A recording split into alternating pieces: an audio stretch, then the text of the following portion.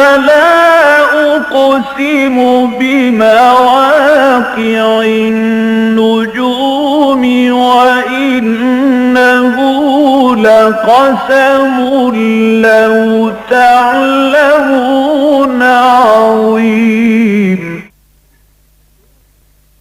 إنه لقرآن كريم في كتاب مكنون لا يمسه إلا المطهرون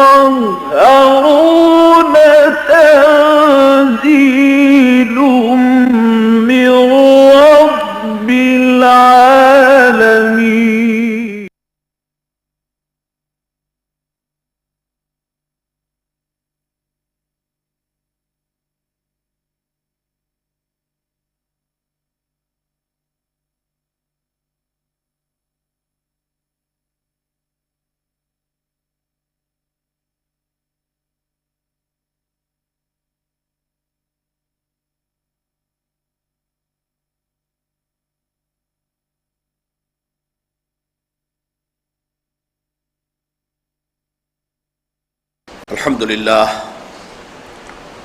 الحمد لله وكفى والصلاة والسلام على عباده الذين اصطفى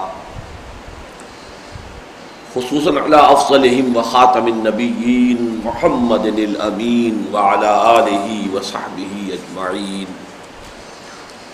أما بعد فقد قال الله تبارك وتعالى كما ورد في سورة البقرة: اعوذ باللہ من الشیطان الرجیم بسم اللہ الرحمن الرحیم یا ایہا الذین آمنوا کتب علیکم الصیام کما کتب علی الذین من قبلکم لعلکم تتقون ایاما معدودات فمن کان منکم مریضا او علی سفر فعدۃ من ایام اخر وعلى الذين يطيقونه فدية طعام مسكين فمن تطوع خيرا فهو خير له وأن تصوموا خير لكم إن كنتم تعلمون شهر رمضان الذي أنزل فيه القرآن هدى للناس وبينات من الهدى والفرقان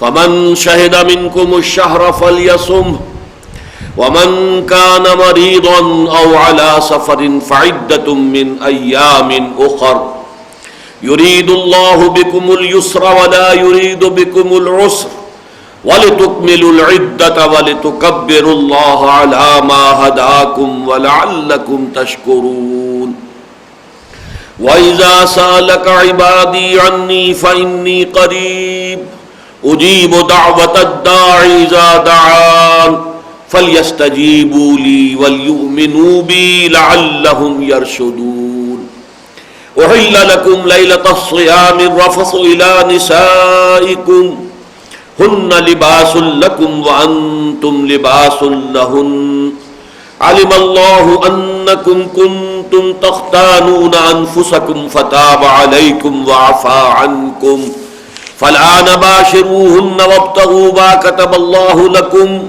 وَكُلُوا وَاشْرَبُوا حَتَّى يَتَبَيَّنَ لَكُمُ الْخَيْطُ الْأَبْيَضُ مِنَ الْخَيْطِ الْأَسْوَدِ مِنَ الْفَجْرِ ثُمَّ أَتِمُّوا الصِّيَامَ إِلَى اللَّيْلِ وَلَا تُبَاشِرُوهُنَّ وَأَنْتُمْ عَاكِفُونَ فِي الْمَسَاجِدِ تِلْكَ حُدُودُ اللَّهِ فَلَا تَقْرَبُوهَا كَذَلِكَ يُبَيِّنُ اللَّهُ آيَاتِهِ لِلنَّاسِ لَعَلَّهُمْ يَتَّقُونَ وَلَا تَأْكُلُوا أَمْوَالَكُمْ بَيْنَكُمْ بِالْبَاطِلِ وَتُدْلُوا بِهَا إِلَى الْحُكَّامِ لِتَأْكُلُوا فَرِيقًا مِّنْ أَمْوَالِ النَّاسِ بِالْإِثْمِ وَأَنْتُمْ تَعْلَمُونَ صدق اللہ العظیم.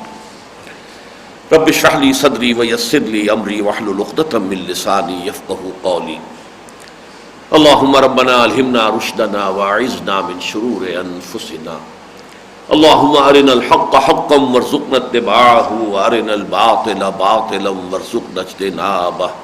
اللهم وفقنا لما تحب وترضى اللہم ربنا زدنا ایمانا وہدا وعلما نافعا وعملا صالحا متقبلا آمین یا رب العالمین۔ سورہ بقرہ کے نصف آخر یا نصف ثانی میں جو مضامین کی ترتیب ہے وہ کئی مرتبہ عرض کر چکا ہوں۔ 4 لڑیاں ہیں جو باہم ایک دوسرے کے ساتھ بٹ دی گئی ہیں۔ 2 لڑیاں ہیں شریعت کی، ایک احکام عبادات سے متعلق اور ایک احکام معاملات سے متعلق۔ 2 لڑیاں ہیں جہاد فی سبیل اللہ کی، ایک انفاق فی سبیل اللہ، ایک قتال فی سبیل اللہ۔ یہ 4 لڑیاں ہیں کہ جو آپس میں بٹی ہوئی ہیں۔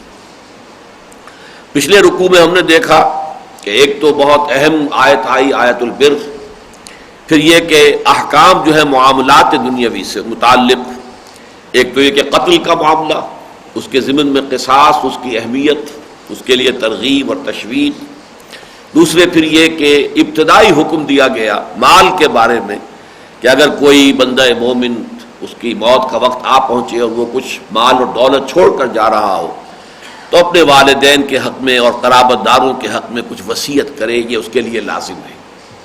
ان پر ہم تفصیلی گفتگو کر چکے ہیں۔ اب یہ جو 23واں رکوع ہے یہ پورا کا پورا حکمت و احکام صوم یا صیام پر مشتمل ہے، اور یہ میں نے پچھلی مرتبہ بھی عرض کیا تھا کہ یہ یونیک معاملہ ہے کہ نماز کے احکام قرآن مجید میں آپ کو بہت ہی متفرق مقامات پر ملیں گے، مختلف جگہوں پر ملیں گے، پھیلے ہوئے ہیں، منتشر ہیں۔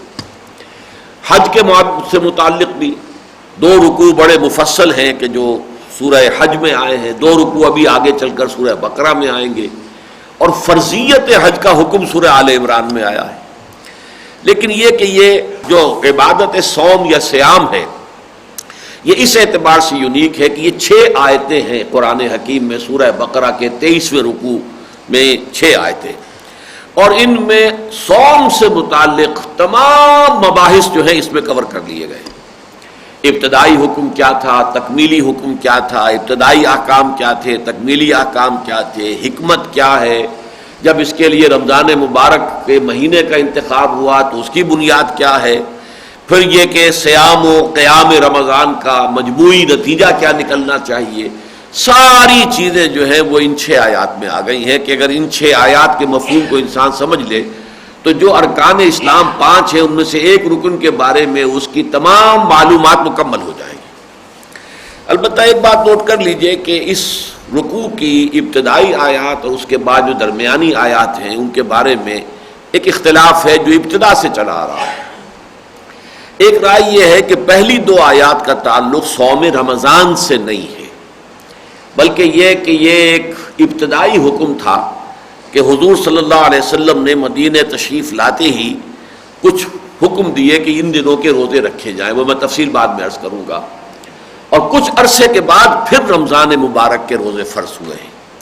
تو جو درمیانی 2 آیتیں ہیں ان کا تعلق ہے اس سے، اور اس کے بعد اس کے تفصیلی احکام جو ہے آیت نمبر 5 میں آ گئے ہیں۔ لیکن ابتدائی 2 آیات کا تعلق جو ہے وہ ابتدائی جو احکام تھے روزے سے متعلق، جس میں کہ ابھی رمضان کے روزے کی فرضیت نہیں ہوئی تھی، اس سے متعلق ہے۔ بدقسمتی سے متاخرین جتنے بھی ہیں ہمارے مفسرین، خاص طور پر اردو میں جتنی تفسیریں بھی آپ کو ملتی ہیں، اس میں اس دوسری بات کا سرے سے تذکرہ ہی نہیں ہے، بلکہ یہ کہ یہ سمجھا جاتا ہے اور اسی کے حساب سے تعویل ہے، تفسیر ہے، تشریح ہے، توضیح ہے کہ یہ گویا کہ ابتدا ہی میں جو حکم دیا گیا ہے یہ رمضان ہی کا حکم تھا، بس اسی حکم میں کچھ تغیر و تبدل ہوتا رہا ہے، اسی میں ارتقاء کے مراحل جو ہیں وہ طے ہوئے ہیں۔ یہ بات گویا کہ مجمع علیہ ہو گئی ہے تمام اردو تفاسیر میں۔ لیکن میرا معاملہ یہ رہا ہے، اور یہ بالکل ابتدائی دور کی بات آپ سے عرض کر رہا ہوں، میڈیکل کالج میں جب میں طالب علم تھا، اور یہ بات بہرحال جو بھی مجھ سے دلچسپی رکھتے ہیں ان کے علم میں ہے کہ زمانہ طالب علمی ہی سے اللہ تعالیٰ کا یہ فضل و کرم ہوا تھا کہ قرآن مجید سے ایک ذہنی مناسبت اور ایک قلبی انس اللہ نے عطا کر دیا تھا۔ تو جب میں اسلامی جمعیت طلبہ کا کارکن تھا تو اس زمانے میں بھی میرے درس قرآن کو بہت پسند کیا جاتا تھا، اس کی خاصی دھوم مچ گئی تھی۔ اس زمانے میں مجھے احساس ہوتا تھا اس رکوع کو پڑھتے ہوئے کہ یہ ایک ہی وقت کی نازل شدہ آیات نہیں ہو سکتی، اس لیے کہ ذوق سلیم پر یہ بات جو ہے گراں گزرتی ہے تکرار۔ فَمَنْ كَانَ مِنْكُمْ مَرِيضًا أَوْ عَلَىٰ سَفَرٍ فَعِدَّةٌ مِّنْ أَيَّامٍ أُخَرَ، پھر یہ کہ اگلی ایک آیت جو چھوڑ کر پھر اس کے بعد پھر دوبارہ آ رہا ہے فمن کان منکم مریضا او علی سفر فعدۃ من ایام اخر. یہ تکرار جو ہے یہ تو در حقیقت ایک ہی وقت میں اگر یہ آیتیں نازل ہو رہی ہوں تو پھر یہ عیب ہے کلام کا. تو یہ میرا ذہن تھا، لیکن میں نے اسے ایک وسوسے کے درجے میں سمجھا، اس لیے کہ باقی سب مفسرین ایک ہی بات کہہ رہے ہیں اور ان کے نزدیک جو ہے یہ بیک وقت نازل شدہ آیات ہیں اور ان میں ایک ہی روزہ صوم کا جو ہے اسی کا حکم دیا جا رہا ہے. اگرچہ یہ تو نہیں ہے کہ بیک وقت نازل ہوئی ہیں، لیکن یہ کہ شروع ہی سے حکم جو ہے وہ صوم رمضان کا ہے. تو بہرحال میں اپنی اس رائے کو دبا دیتا تھا. لیکن پھر ایسا ہوا کہ جیسے پاکستان میں لوگ واقف ہیں جماعت اسلامی کا، گویا کہ ایک طویل عرصے تک جب تک مولانا مودودی بقید حیات تھے رحمہ اللہ، اس وقت تک ترجمان القرآن کو آفیشل آرگن کی حیثیت حاصل تھی. ان کا رسالہ جو تھا ماہنامہ ترجمان القرآن. اسی طرح جماعت اسلامی ہند کا ایک آفیشل آرگن تھا زندگی، ماہنامہ زندگی، رامپور سے نکلتا تھا. اور اس کے جو مدیر تھے سید عروج احمد قادری، وہ بہت قابل آدمی تھے. لیکن ایک موقع پر انہوں نے تذکرہ کیا تنقیدی انداز میں، بلکہ تنقید بھی کچھ ذرا منفی انداز میں تھی، استہزائیہ انداز میں، کہ مولانا انور شاہ کاشمیری رحمۃ اللہ علیہ نے بڑی عجیب سی بات کہہ دی ہے کہ یہ جو پہلا حکم ہے یا ایھا الذین آمنوا کتب علیکم الصیام کما کتب علی الذین من قبلکم لعلکم تتقون، یہ صوم رمضان سے متعلق نہیں ہے، بلکہ یہ کہ یہ ابتدائی ایک حکم تھا اس سے متعلق ہے. صوم رمضان کا ذکر تو پھر تیسری آیت سے شروع ہو رہا ہے، شہر رمضان الذی انزل فیہ القرآن.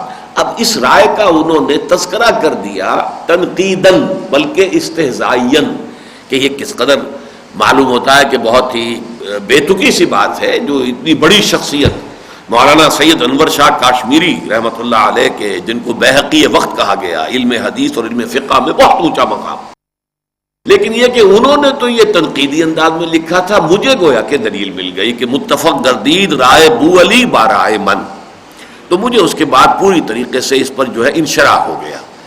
بعد میں اس زمانے تک تو میری رسائی ابھی جو ہے عربی زبان کی تفاسیر تک نہیں تھی. یہ بہت بات کی بات ہے کہ پھر میں نے جب امام رازی کی تفسیر کبیر پڑھی تو اس میں پہلی بحث یہی تھی کہ اس کے بارے میں ایک رائے یہ ہے کہ یہ ابتدائی حکم جو ہے یہ صوم رمضان کا نہیں ہے. چنانچہ میں آپ کو سنا دیتا ہوں. انہوں نے لکھا ہے کہ حضرت معاذ، حضرت قتادہ اور حضرت عطا جو اسے روایت کرتے ہیں ابن عباس سے رضی اللہ تعالی عنہما، ان کے نزدیک یہ صوم رمضان سے متعلق نہیں ہے، بلکہ اس سے پہلے فرضیت صیام رمضان سے پہلے یہ اور چند دنوں کے روزے جو ہیں وہ رکھنے فرض کیے گئے تھے، ان کا ذکر ہے. اب ان میں سے بھی حضرت عطاب کی رائے تو یہ ہے کہ یہ ہر ماہ میں 3 روزے حضور نے حکم دیا تھا کہ رکھو، 13ویں، 14ویں اور 15ویں تاریخ، جس کو آج بھی کہا جاتا ہے ایام 20. 20 جمع ہے ابیض کی، ابیض کہتے ہیں روشن سفید. تو جو راتیں ہوتی ہیں 13ویں کا چاند، 14ویں کا چاند، 15ویں کا چاند، آپ کو معلوم ہے کہ یہ راتیں جو ہوتی ہیں روشن ہوتی ہیں، روشن راتیں. تو ان کے ساتھ ان کا تعلق تھا. ایام 20 کہلاتے ہیں کہ 13ویں کی شب کے بعد جو 13 تاریخ آئی، 14ویں کی شب کے بعد جو 14ویں تاریخ آئی، 15ویں شب کے بعد 15ویں تاریخ آئی. تو مہینے کے وسط میں یہ 3 روزے رکھنے کا حضور نے حکم دیا تھا. پہلا حکم اس سے متعلق ہے. اور حضرت قتادہ کی رائے یہ ہے کہ پہلی مرتبہ حضور نے جو حکم دیا تھا وہ 3 دن ہر مہینے کے، یہی 13، 14 اور 15 تاریخیں، اور یوم عاشورہ محرم کی 10ویں تاریخ کا روزہ رکھنے کا آپ نے حکم دیا. اس کے بعد حضور کی حدیث یہ بیان ہوتی ہے کہ جب رمضان مبارک کے روزے فرض کیے گئے تو صوم رمضان نسخ لکل صوم، پھر یہ کہ وہ سارے جو بھی احکام حضور نے اس سے پہلے دیے تھے وہ منسوخ کر دیے گئے. اگرچہ جیسا کہ ہم نے دیکھا وصیت کے معاملے میں بھی کہ اگرچہ وصیت کی فرضیت تو جب احکام وراثت آ گئے، قانون وراثت بیان ہو گیا تو وصیت کی فرضیت تو ختم ہو گئی، البتہ 1/3 تک اسے برقرار رکھا گیا اس صراحت کے ساتھ کہ لا وصیت لوارث، جس کے تو اللہ تعالیٰ نے حقوق معین کر دیے اس کے لیے وصیت نہیں ہوگی. البتہ یہ ضرور ہے، ایک استثناء ہے کہ اگر تمام ورثاء جو ہیں وہ اس میں رضامند ہو تو پھر یہ کہ کسی وارث کے لیے بھی وصیت ہو سکتی. اسی طریقے سے اس معاملے کے اندر بھی ہوا ہے کہ ان میں سے کچھ احکام قائم رکھے گئے اور کچھ جو ہے وہ بدل دیے گئے اور ختم کر دیے گئے. لہذا اس میں 3 دن ہر مہینے کے جو ہے 13ویں 14ویں 15ویں تاریخ اور یوم عاشورہ، یہ ہے اصل میں جس کا کہ ابتدائی حکم دیا گیا. پھر یہ سب کے سب منسوخ ہو گئے. ہاں اب یہ کہ نوافل کے طور پر اب بھی ہے. حضور اس کے بعد بھی اہتمام کرتے تھے ہر مہینے میں ایام 20 کے روزے رکھنے کے. 3 روزے آپ رکھتے تھے. عاشورہ کے بارے میں تو پھر آپ نے اس کے بعد بڑھا دیا کہ بجائے صرف ایک 10ویں محرم کے بلکہ یہ کہ 9ویں محرم کو بھی روزہ رکھا جائے تاکہ یہود سے ہمارا ایک فرق جو ہے وہ واضح ہو جائے. تو یہ ہے در حقیقت پس منظر کہ میں چونکہ اس رائے کا پختگی کے ساتھ قائل اور حامل ہوں کہ ابتدائی 2 آیات میں در حقیقت وہ حکم ہے ایام 20 کے روزوں کا اور عاشورہ کا.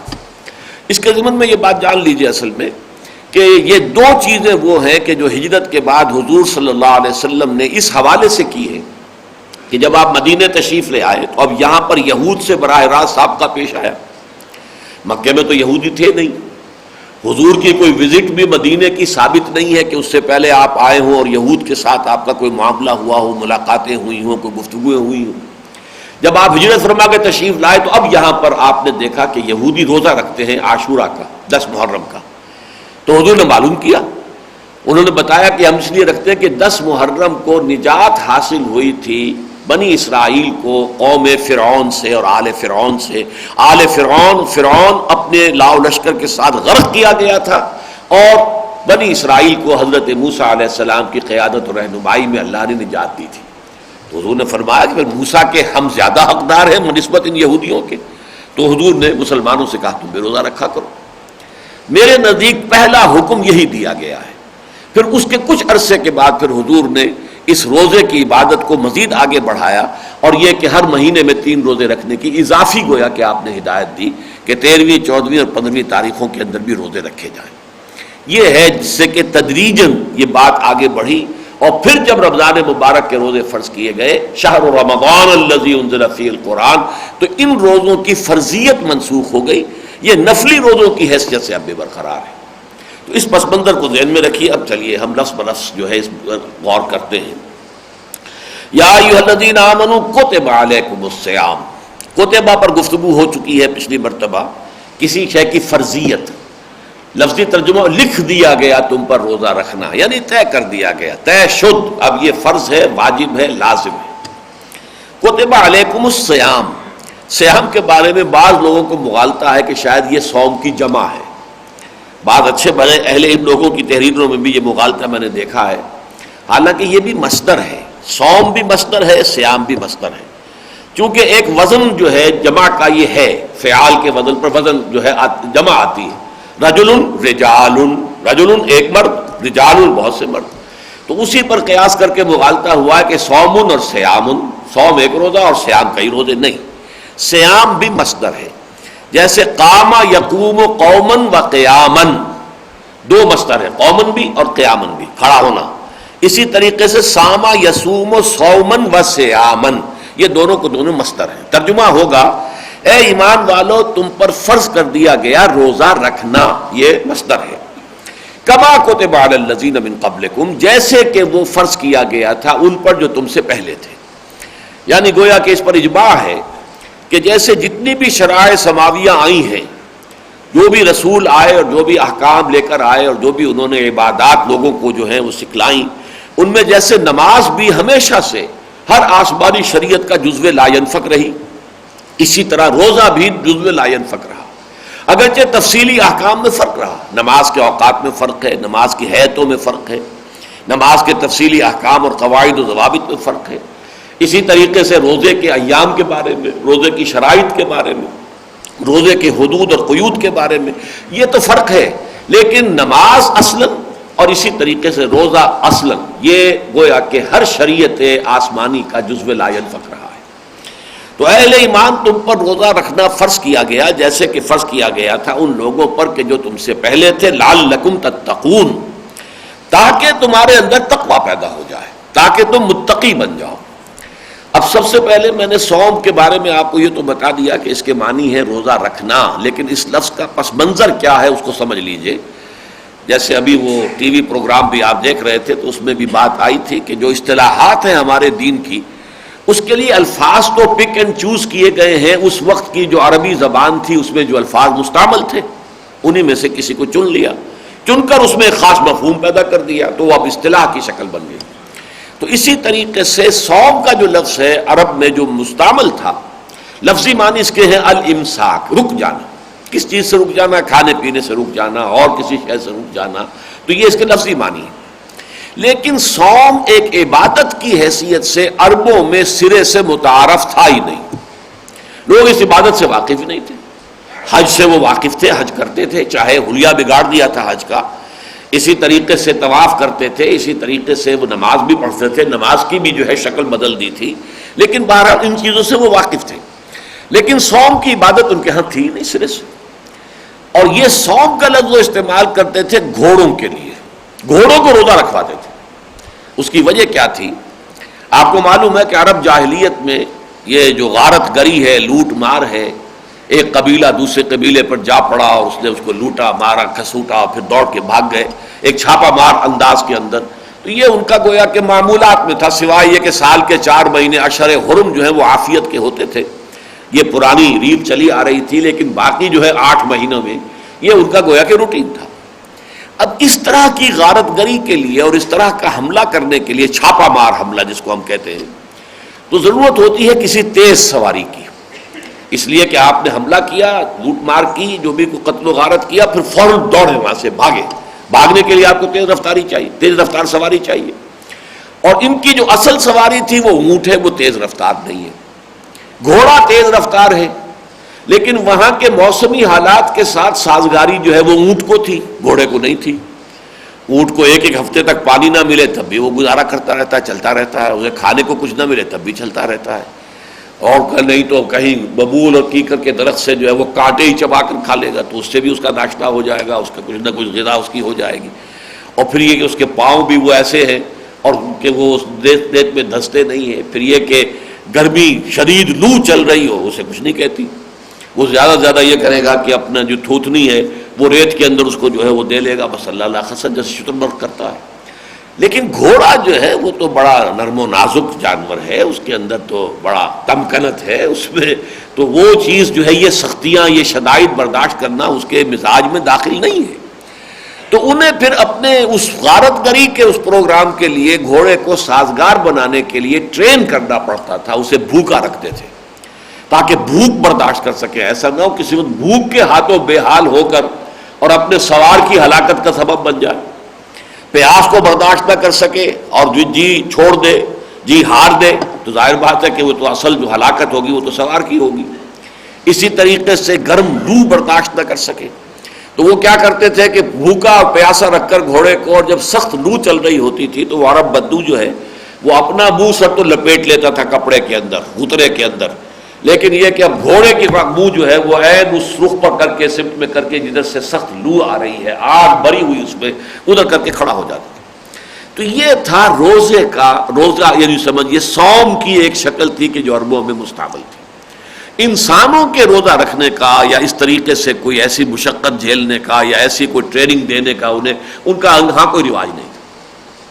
لیکن یہ ہے کہ جیسا کہ میں نے عرض کیا، جب حضور مدینہ تشریف لائے تو یہ روزے کی عبادت جو ہے آپ کے علم میں آئی پہلی مرتبہ کہ یہودی روزہ رکھتے، اور ساتھ ہی یہ بھی حکمت دیکھیے کہ اسی کے فوراً بعد جنگ کا حکم آ رہا ہے، گویا کہ اب جو وہ تحریک تھی محمد رسول اللہ صلی اللہ علیہ وسلم کی دعوت و تحریک، اب وہ اس مرحلے میں داخل ہو گئی ہے کہ جس میں اب جنگ کرنی پڑے گی، اور جنگ میں یقیناً صورتحال پیش ایسی آ سکتی ہے کہ آپ کو جو کھانے کے لیے کچھ نہیں ہے، رسد نہیں ہے، وہ بہت سا وقت ایسا ہو سکتا ہے کہ پیاس جھیلنی پڑے، دھوپ برداشت کرنی پڑے، تو اس کے لیے گویا کہ اب ضرورت ہے کہ اس کام کے لیے، کیونکہ صرف یہ ہے کہ چھاپا ہی مار کے بھاگ تو نہیں آنا ہے، بلکہ جنگ تو جم کر لڑنی ہے، مقابلہ کرنا ہے کفر کا اور طاغوت کا، تو اس کے لیے یہ کہ کچھ نہ کچھ لوگوں کو اب تیار کرنا جو ہے اس کے لیے مقصود ہے۔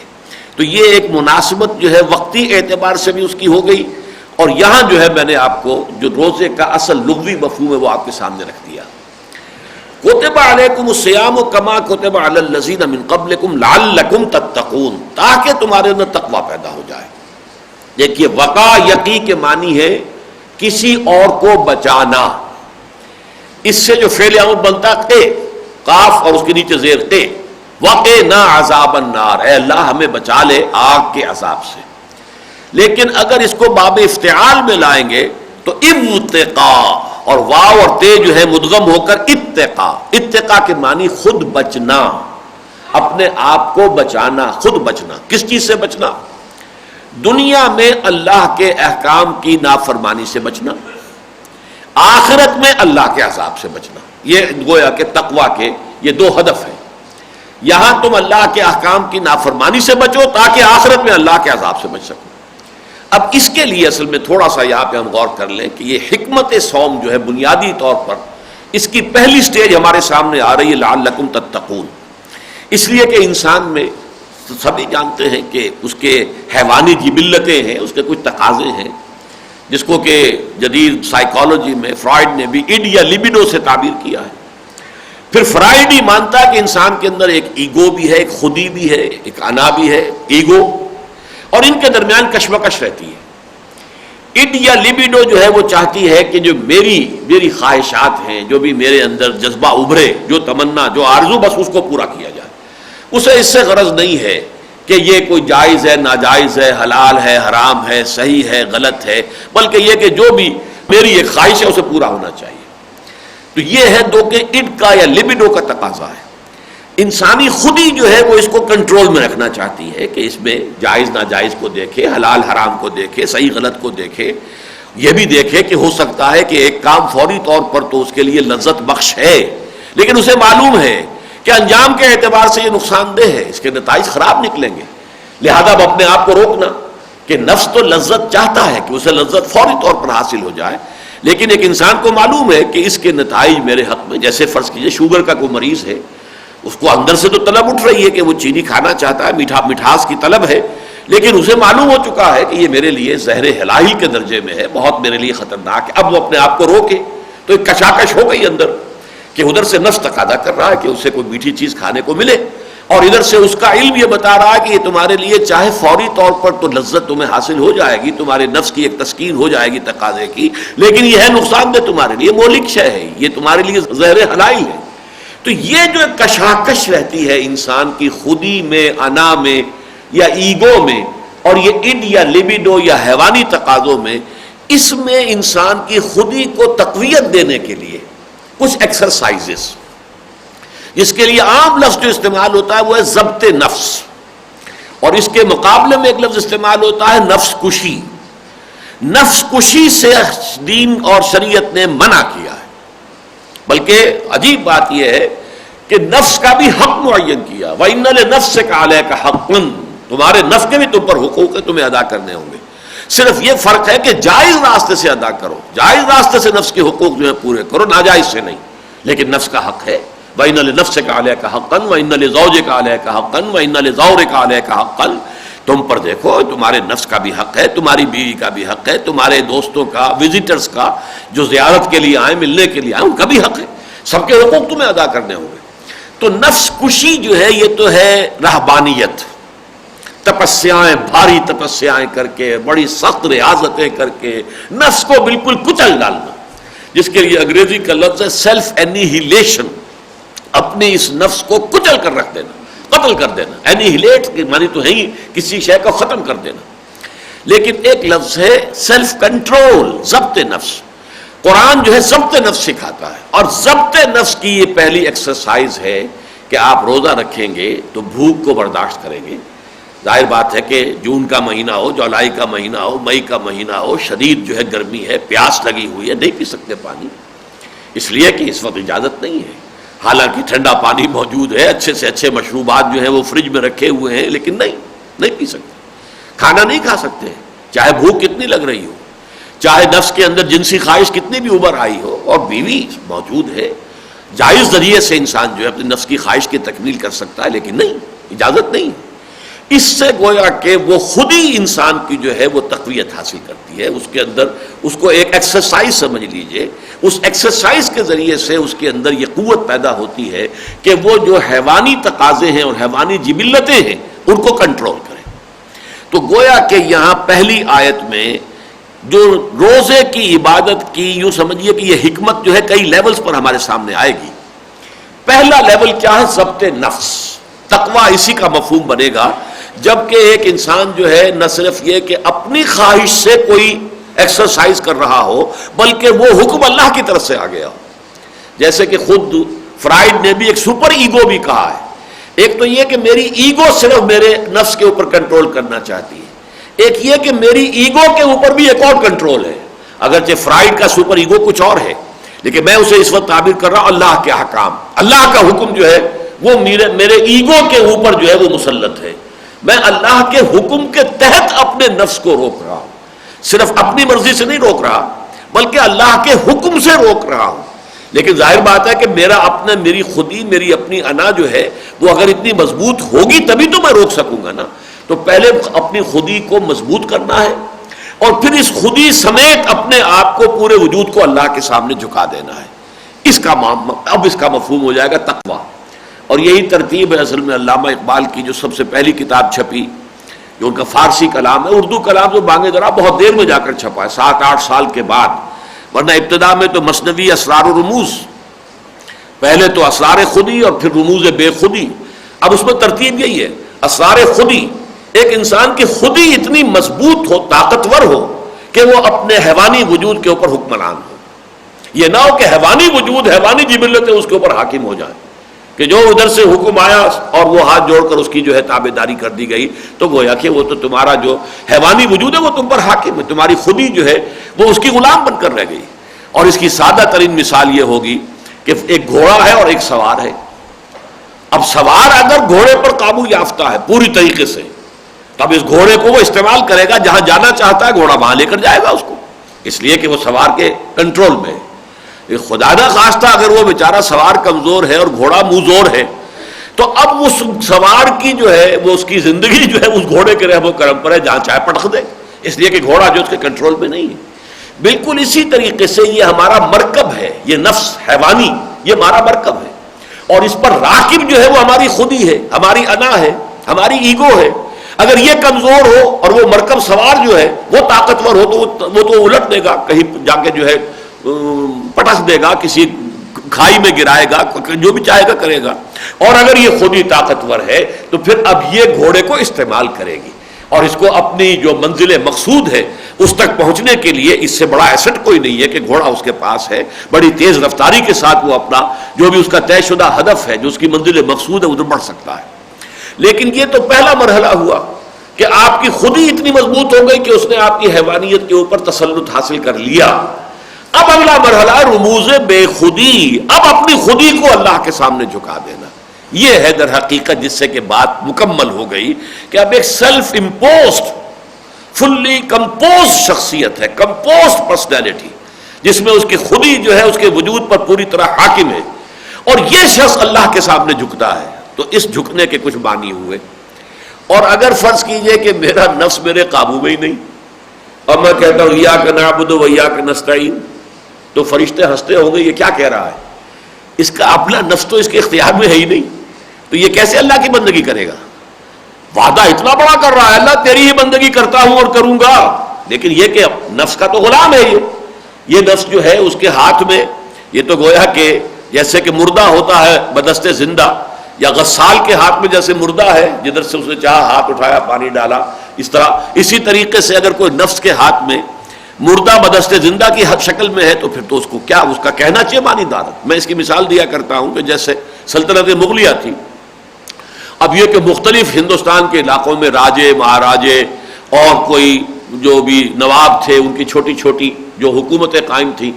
اب اگر کسی جگہ کا راجہ آ کر اور وہ دربار کے اندر آ کر مغلیہ کسی بادشاہ کے سامنے وہ اطاعت اختیار کرتا تھا, سر تسلیم خم کرتا تھا, تو اس کے معنی اسی وقت ہوتے تھے جبکہ اس کی اپنی حکومت اس کے اپنے اس راجدھانی میں اپنی اس ریاست میں واقعی مستحکم ہو, تب تو اس کا آ کر یہاں پر اب جو عہد اطاعت ہے اور عہد وفا استوار کرنا وہ بامانی ہے. اور اگر وہاں بغاوتی ہو چکی ہے, وہاں اس کا جو ہے اپنا حکم نہیں چل رہا, تو اب یہاں آ کر اگر یہ سلطنت مغلیہ کے سامنے اطاعت اور فرما برداری کا عہد کر رہا ہے تو جیمانی دارت, اس کی کوئی حقیقت ہی نہیں. تو یہ ہے پہلا مرحلہ اس روزے کی حکمت کو سمجھنے میں.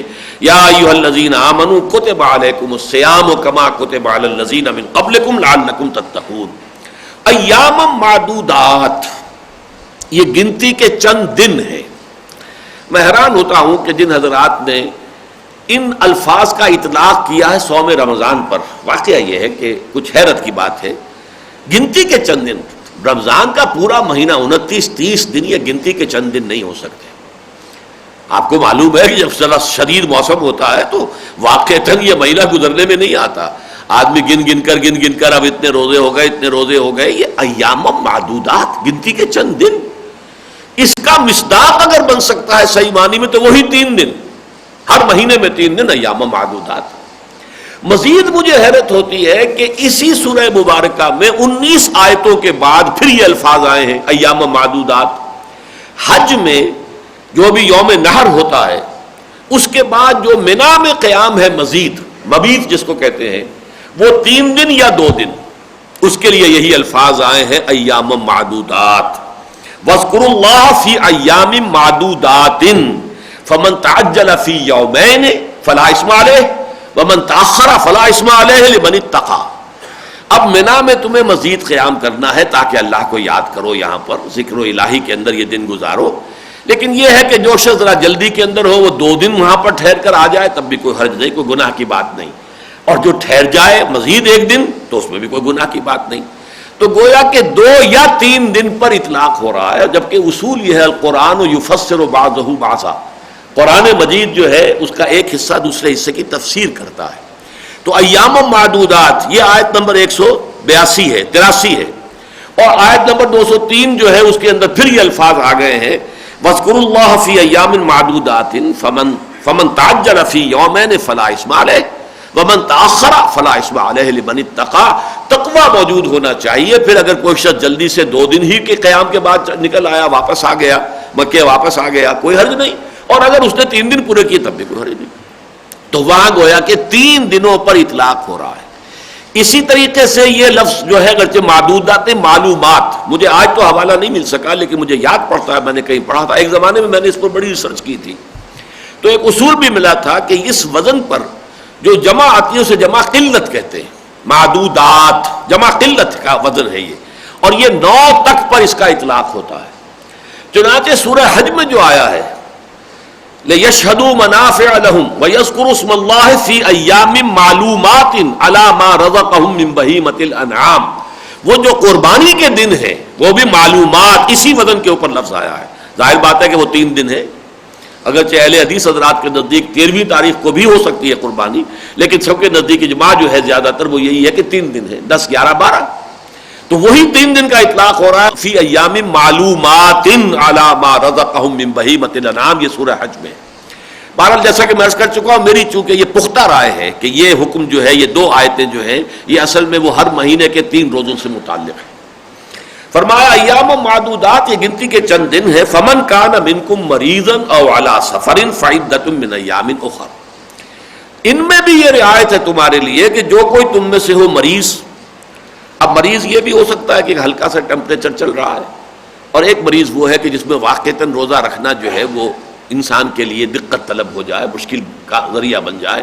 اب یہ گویا کہ انسان کی اپنی سوادید پر بھی ہوگا، اس کے جو بھی جاننے والے ہیں، قرابت دار ہیں، وہ بھی اس پر مشورہ دے سکتے ہیں۔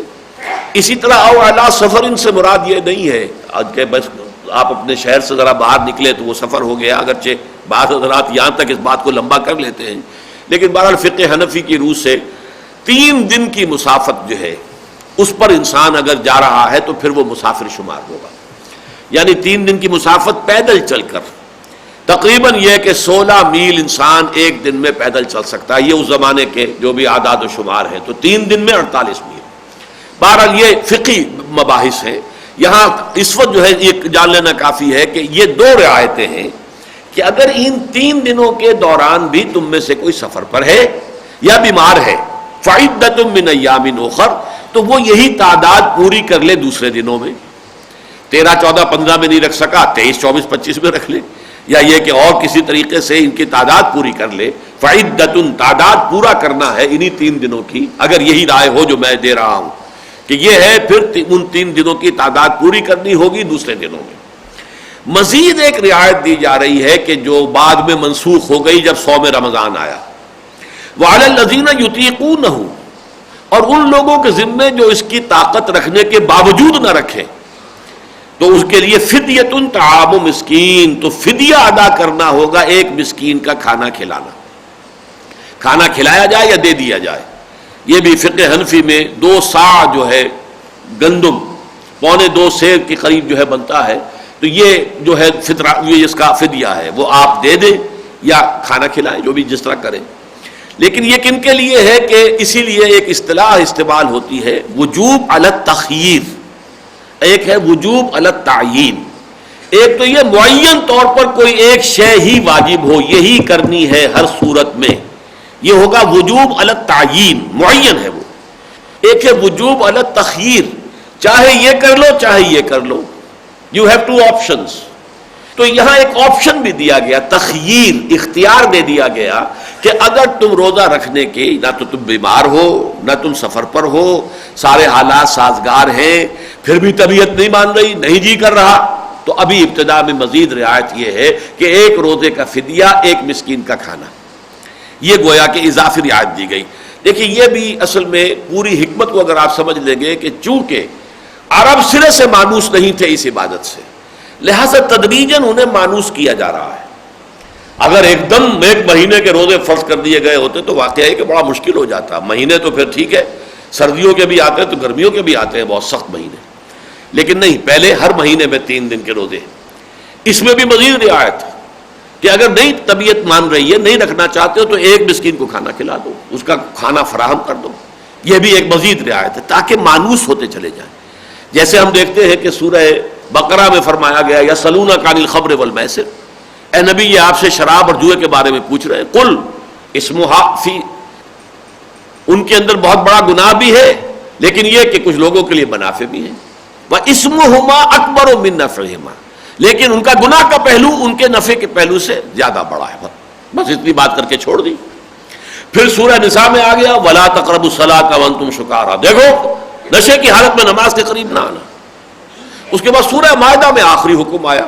تو ایک تو یہ ہے کہ تدریجی احکام جو ہے وہ مختلف صورتوں میں مختلف مقامات پر آئے ہوں، لیکن قرآن مجید میں ایک مثالیں جو ہے اس کی موجود ہیں۔ ایک اور مثال بھی میں آپ کے سامنے پیش کر سکتا ہوں کہ سورہ مزمل کے آغاز میں جو فرض کر دیا گیا تھا رات کا قیام، کم سے کم تہائی رات کھڑے رہو، اس کا جو پھر منسوخی کا حکم آیا وہ اسی سورہ مزمل کے اندر موجود ہے۔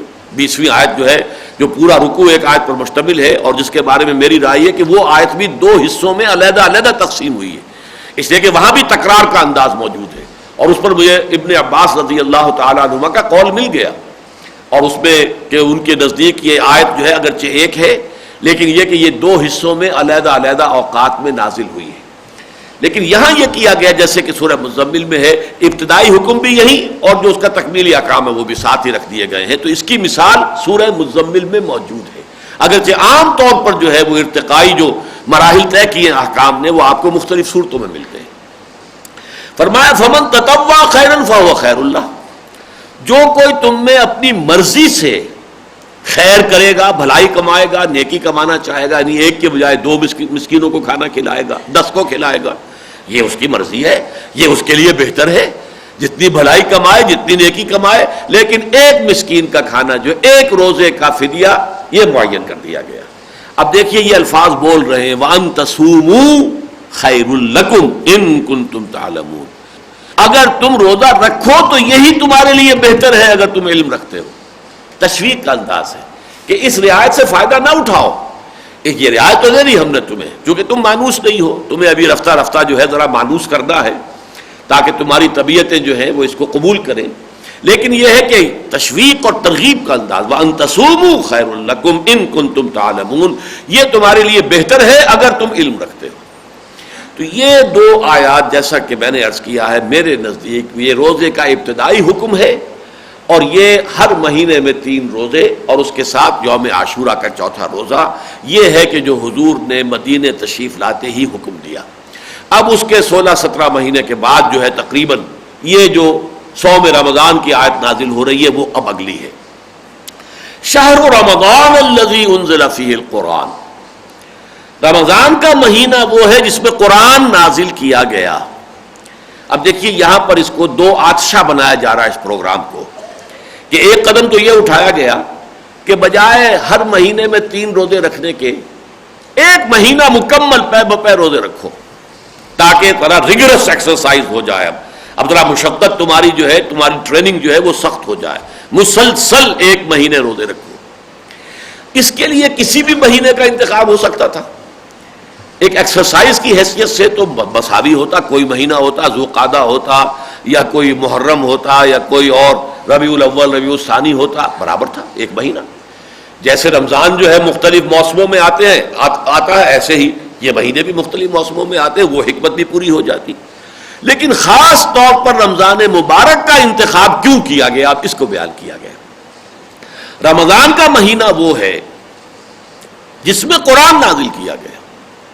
کیا بنا کر نازل کیا گیا؟ ہدی للناس وبینات من الہدی والفرقان، لوگوں کے لیے ہدایت۔ پہلی بات تو نوٹ کیجئے کہ اسی سورہ مبارکہ کے شروع میں ہے ہدی للمتقین، یہ اہل تقوی کے لیے ہدایت ہے۔ یہاں فرمایا ہدی للناس۔ اب ان میں کیا جو ہے ترتیب ہوگی، کیسے ہم ایک دوسرے کو ریکنسائل کریں گے، وہ یہ ہے کہ اصلاً اپنی جگہ پر قرآن مجید تمام نوع انسانی کے لیے ہدایت نامہ ہے، لیکن اس کی ہدایت سے استفادہ صرف وہ کر سکتے ہیں جن میں تقویٰ ہو، طلب ہو، خواہش ہو، وہ استفادہ کریں گے۔ اب تقویٰ ہی پیدا کرنے کے لیے روزے کی عبادت تم پر فرض کی گئی ہے۔ اس طریقے سے یہ 2 عرصہ پروگرام کر دیا گیا۔ رمضان کا مہینہ چنا گیا، وہ نزول قرآن کا مہینہ ہے۔ اچھا، نزول قرآن کا مفہوم کیا ہے؟ یہ بھی بہت مرتبہ مضمون آ چکا ہے کہ انزل ینزل انزالا اور نزل ینزل تنزیلا میں فرق کیا ہے؟ علم یعلم اعلاما اور علم یعلم تعلیما۔ تعلیم ہے کسی کو رفتہ رفتہ تھوڑا تھوڑا کر کے کوئی چیز اس کے ذہن نشین کرتے چلے جانا۔ اعلام ہے آپ نے ایک بات بتا دی، اب وہ جانے اس کا کام جانے، ہم نے تو بتانا تھا بتا دیا۔ تو اعلام اور تعلیم میں جو فرق ہے وہی انزال اور تنزیل میں ہے۔ دفعتاً ایک دم کسی شے کو اتار دینا یہ انزال ہے، رفتہ رفتہ تھوڑا تھوڑا تھوڑا تھوڑا کر کے اتارنا تاکہ لوگوں کے ذہنوں میں بیٹھتا چلا جائے، لوگ جو ہیں اس کو پوری طریقے سے سمجھ لیں، ہضم کرتے چلے جائیں، پوری طریقے سے اسیمیلیٹ کریں اس کے مفہوم کو۔ دفعتاً پورا قرآن نہ ہو بلکہ یہ کہ تھوڑا تھوڑا کر کے نازل کیا جائے، یہ تنزیل ہے۔ قرآن مجید میں یہ دونوں مصدر استعمال ہوتے ہیں۔ حضور پر بطرز تنزیل آیا ہے، 23 سال میں یا 22 سال جو بھی آپ کہیں گے کہ شمسی حساب سے 22 سال بنیں گے، اس میں یہ قرآن مجید تھوڑا تھوڑا تھوڑا تھوڑا تھوڑا تھوڑا آیات یا سورتیں پھر سورتیں یہ نازل ہوئی، یہ تنزیل ہے۔ لیکن انزال ہوا ہے قرآن کا بیک وقت، یہ ہے لوح محفوظ سے پورا قرآن نقل کر کے اور اس کو سماع دنیا تک منتقل کر دینا، یہ پہلا مرحلہ۔ یہاں سے سماع دنیا، پہلا جو آسمان ہے، وہاں سے تھوڑا تھوڑا حسب ضرورت، حسب مناسبت، حالات کے مطابق اس کی تنزیل ہوئی ہے محمد رسول اللہ صلی اللہ علیہ وسلم پر، لیکن لوح محفوظ سے، جس کے لیے اور الفاظ بھی قرآن مجید میں آئے ہیں، کتاب مکنون، لوح محفوظ، تو یہ جو لوح محفوظ ہے، کتاب مکنون ہے، وہاں سے یہ پورا قرآن منتقل کر دیا گیا ہے سماع دنیا تک۔ یہ ہے جو لیلۃ القدر میں ہوا، اسی لیے وہاں بھی انا انزلناہ فی لیلۃ القدر، انزال کا لفظ استعمال ہوا ہے، انا انزلناہ فی لیلۃ القدر، وہ لیلۃ القدر ماہ رمضان مبارک میں ہے۔ تو شہر رمضان الذی انزل فیہ القرآن، یہ رمضان کا مہینہ وہ ہے کہ جس میں پورا قرآن لوح محفوظ یا کتاب مکنون سے اتار کر اور سماع دنیا تک پہنچا دیا گیا۔ اب اس کو سمجھیے، یہ کتاب جو ہدی للناس ہے اور ہدایت بھی ایچ پیچ الفاظ میں نہیں ہے، پہیلیوں کی شکل میں نہیں ہے جنہیں انٹرپریٹ کرنا ہی مشکل ہو جائے، یہ کوئی ثقیل اصطلاحات کے حوالے سے نہیں ہے، عربی مبین، آسان سلیس زبان، فإنما یسرناہ بلسانک، ہم نے آپ کی زبان پر اسے قرآن کو آسان کر دیا ہے۔ یہ قرآن مجید جو ہے یہ بینات من الہدی والفرقان، ہدایت کی بینات پر مشتمل ہے، اور فرقان فرق کر دینے کی بھی بینات کا اطلاق دونوں پر ہوگا، بینات من الہدی والفرقان، فرقانے میں چونکہ پھر زیر آیا ہے تو یہ ہدایت کی بھی بینات ہیں اور فرق کر دینے والی شے، حق و باطل کے مابین، صحیح اور غلط اور جائز اور ناجائز، دودھ کا دودھ پانی کا پانی جدا کرنے کے معاملے میں بھی یہ بینات پر مشتمل ہے۔ اب یہاں سمجھ لیجئے اس بات کو کہ اس کے حوالے سے اصل میں تو دو عبادتیں ہیں جو تجویز کی گئی. ابھی میں صرف تجویز کا لفظ استعمال کر رہا ہوں، لیکن قرآن مجید میں صرف ایک کا ذکر ہے، دوسرے کا نہیں ہے. دوسری کا ذکر احادیث کے اندر ہے، اور اسی لیے لفظ تجویز میں نے کہا ہے کہ قرآن میں نہیں ہے، لہذا فرض نہیں کیا گیا. اس لیے کہ قرآن مجید جو ہے وہ زیادہ بڑی تعداد میں جو عوام الناس ہیں ان کی مصلحت کو پیش نظر رکھتا ہے. عام انسانوں کے لیے یہ ممکن نہیں ہے کہ دن بھر مشقت بھرا کام کریں، کوئی کسی چلا رہا ہے، کوئی اینٹیں ڈھو رہا ہے، کوئی کچھ اور کر رہا ہے، اور پھر وہ رات کو کھڑے بھی رہیں، جاگیں بھی قرآن کے ساتھ. لہذا اس کو فرض نہیں کیا گیا. لیکن اصلاً قرآن کے ساتھ، رمضان مبارک کے ساتھ صوم کی عبادت کو جوڑنے سے در حقیقت دو پروگرام دیے گئے. چنانچہ ایک تو خطبہ ہے حضور کا صلی اللہ علیہ وسلم، جس کو کہ حضرت سلمان فارسی رضی اللہ تعالیٰ عنہ نے نقل کیا ہے، اور امام بیہقی اسے لائے ہیں شعب الایمان میں.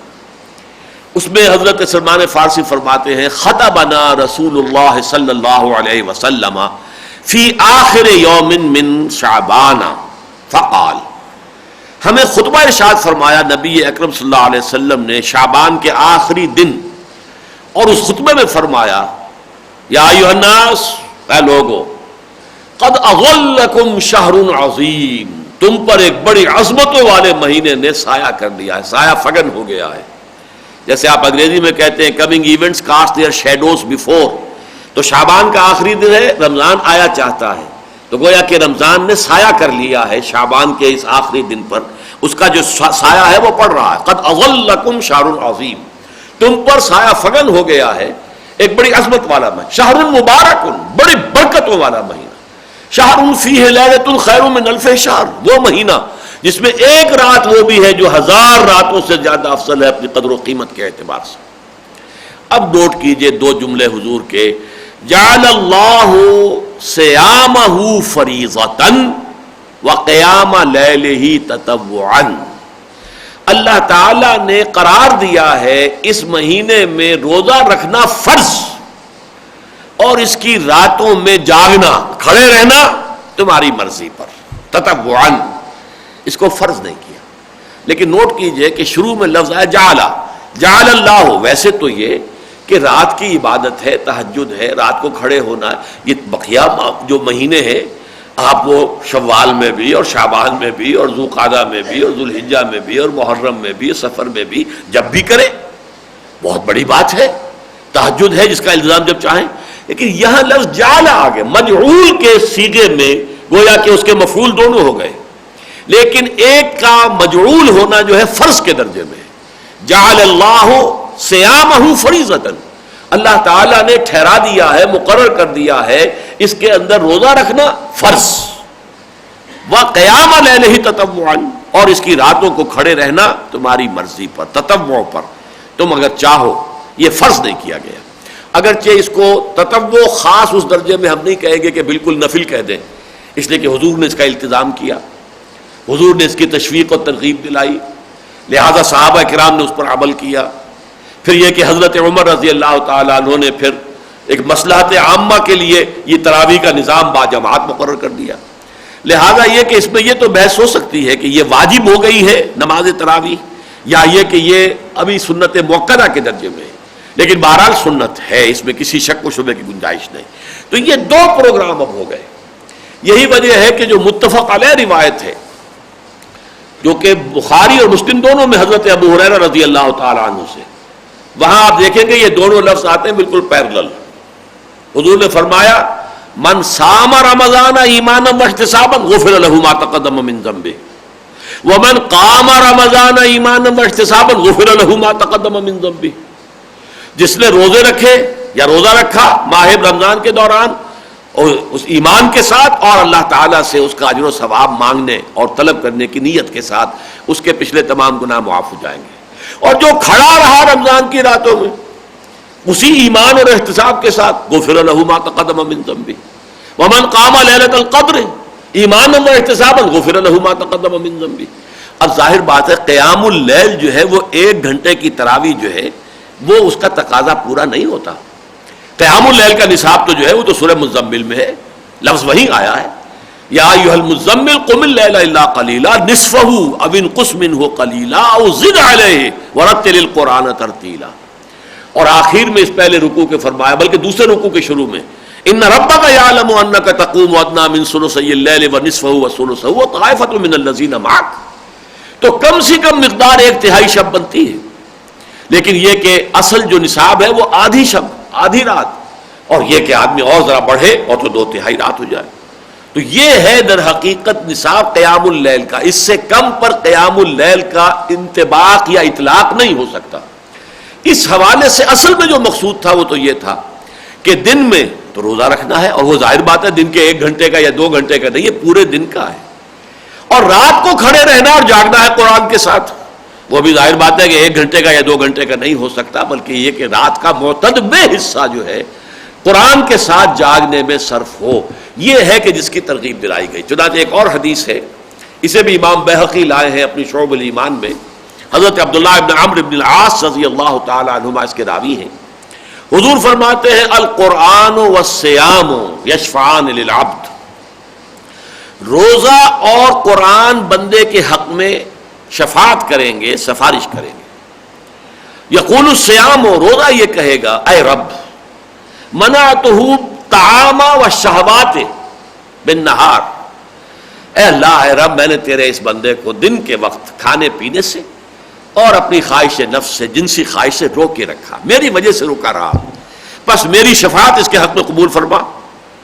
وہ یقول القرآن، اور قرآن کہے گا منعتہ النوم باللیل، میں نے اسے رات کے وقت سونے سے روک کے رکھا، فشفعنی فی، تو میری شفاعت بھی اس کے حق میں قبول فرما.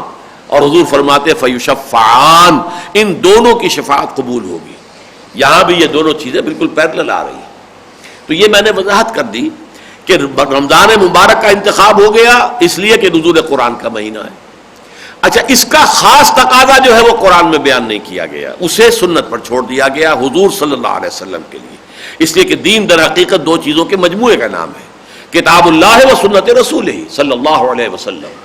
اس اعتبار سے اس میں جو ہے زیادہ فرق نہیں ہے، لیکن بہرحال اس کا فرق ہے کہ ایک چیز فرض ہے، وہ تو ہر حال میں آپ کو ادا کرنی ہے، لیکن ایک چیز یہ ہے کہ جس میں اگرچہ کوشش ہونی چاہیے کہ رات کا اکثر حصہ 2/3، آدھی رات، کم سے کم 1/3 رات جو ہے انسان قرآن کے ساتھ جاگے. اور یہی معمول صحابہ کا تھا، حضور کا تھا. اگرچہ حضور نے صرف 3 دن نماز باجماعت جو ہے تراویح کی ادا کروائی ہے صحابہ کو، اس کے بعد چوتھے دن جو ہے صحابہ کھنگارتے بھی رہے کہ حضور برآمد ہو جائیں اپنے حجرے سے. اور گمان غالب یہ ہے کہ آپ نے تہجد کے وقت ہی، عشاء کے ساتھ متصل نہیں بلکہ بعد میں کچھ تھوڑے عرصے کے بعد، اس کے بعد آپ نے یہ نماز پڑھائی. لیکن 3 دن، چوتھے دن صحابہ جو ہے کوئی اشارے کرتے رہے کہ حضور نکل آئیں، برآمد ہو جائیں، حضور نہیں آئے. اگلی صبح آپ نے فرمایا کہ دیکھو اگر میں نے اس کو تواتر کے ساتھ تمہیں یہ نماز باجماعت پڑھائی تو یہ تم پر فرض ہو جائے گی. لہذا جو ڈائریکشن ہے وہ دے دی گئی، پوائنٹر جو ہے وہ تو عطا کر دیا گیا. مطلوب تو یہ ہے، مقصود یہ ہے، لیکن اسے فرض نہیں کرنا ہے، اس لیے کہ امت کے بہت بڑی تعداد میں لوگ ایسے ہوں گے جن کے لیے یہ جھیلنا مشکل ہو جائے گا. جیسے قیام اللیل کا جو حکم تھا جب وہ منسوخ ہوا ہے، اللہ تعالیٰ کے علم میں ہے علم ان سیکون منکم مرضی وآخرون یضربون فی الارض یبتغون من فضل اللہ وآخرون یقاتلون فی سبیل اللہ. اب ایسے بھی لوگ ہوں گے جو بیمار ہوں گے، اللہ کے علم میں ہے. ایسے بھی ہوں گے جو زمین میں سفر کر رہے ہوں گے معاش کے لیے، تلاش کے لیے، کاروبار کے لیے، اور ایسے بھی ہوں گے جو اللہ کے لیے، اللہ کی راہ میں قتال کریں گے. تو اب یہ قیام اللیل کا حکم جو ہے یہ مستقل اور دائم نہیں رکھا جا سکتا. فَقْرَؤُوا مَا تَيَسَّرَ مِنْهُ، جتنا ممکن ہو سکے تم قرآن پڑھ لیا کرو. وَأَقِيمُوا الصَّلَاةَ وَآتُوا الزَّكَاةَ، اور اس کا بدل ہم تمہیں یہ دے رہے ہیں کہ نماز قائم کرو، زکوٰۃ ادا کرو. وَأَقْرِضُوا اللَّهَ قَرْضًا حَسَنًا، اللہ تعالیٰ کو اچھا قرض جو ہے وہ دیتے رہو، اللہ کے لیے انفاق کرتے رہو، اللہ کے دین کے لیے مال خرچ کرتے رہو. وما تقدموا لانفسكم من خير تجدوه عند الله هو خيرا واعظم اجرا واستغفروا الله ان الله غفور رحيم. تو اس طریقے سے وہاں پر بھی جو ہے وہ حکم منسوخ ہوا، اور یہاں پر بھی جو ہے اس معاملے کے اندر اس میں جو ہے سختی نہیں کی گئی. تشویق و ترغیب تو آ گئی، وہ برقرار ہے، لیکن یہ معاملہ پھر حضرت عمر نے کیا ہے رضی اللہ تعالیٰ عنہ کہ وہ اپنے عہد خلافت میں ایک روز جب مسجد میں داخل ہوئے تو آپ نے دیکھا کہ مختلف ٹولیوں میں لوگ علیحدہ علیحدہ، کوئی اس کونے میں کھڑے ہیں، کچھ لوگ یہ ہیں جو حفاظ جو تھے وہ قرآن پڑھ رہے ہیں، کچھ لوگ ان کے پیچھے کھڑے ہوئے سن رہے ہیں نماز کی شکل میں. تو ان کا کیا ہی اچھا ہو کہ ایک ہی امام کے پیچھے ان کو جمع کر دیا جائے. لہذا یہ ان کا اجتہاد ہے، اور یہ اجتہاد چونکہ خلیفہ راشد کا ہے، لہذا اہل سنت کے جو چاروں مسلک ہیں، چاہے حنفی ہو، چاہے مالکی ہو، چاہے شافعی ہو، چاہے حنبلی ہو، ان سب کے نزدیک جو ہے یہ اب کم سے کم سنت مؤکدہ بلکہ یہ واجب کے درجے تک میں ہے. اس لیے کہ حضور نے فرمایا علیکم بسنتی وسنت الخلفاء الراشدین المہدیین، تمہارے ذمے ہے کہ تم پیروی کرو میری سنت کی بھی اور میرے خلفاء راشدین کی سنت کی بھی. لیکن یہ کہ پھر اس کو اور دوسرے یہ کیا گیا کہ اسے متصل کر دیا عشاء کے ساتھ، تاکہ عشاء کے ساتھ آدمی جو ہے، اور یہ کام ہر شخص کر سکتا ہے، مزدور بھی کر سکتا ہے، جو شخص پورے دن جو ہے کام کرتا رہا ہے وہ بھی عشاء کے ساتھ 1 گھنٹہ اضافی لگا دینا یہ کوئی مشکل کام نہیں ہے، یہ ہر شخص کر سکتا ہے. تو جیسے کہتے ہیں مالا یدرک کلہ لا یترک کلہ، جو شے پوری کی پوری حاصل نہ کی جا سکے اسے پوری کی پوری کو چھوڑ بھی نہیں دینا چاہیے. جتنی حاصل ہو سکتے اتنی تو حاصل کر لی جائے.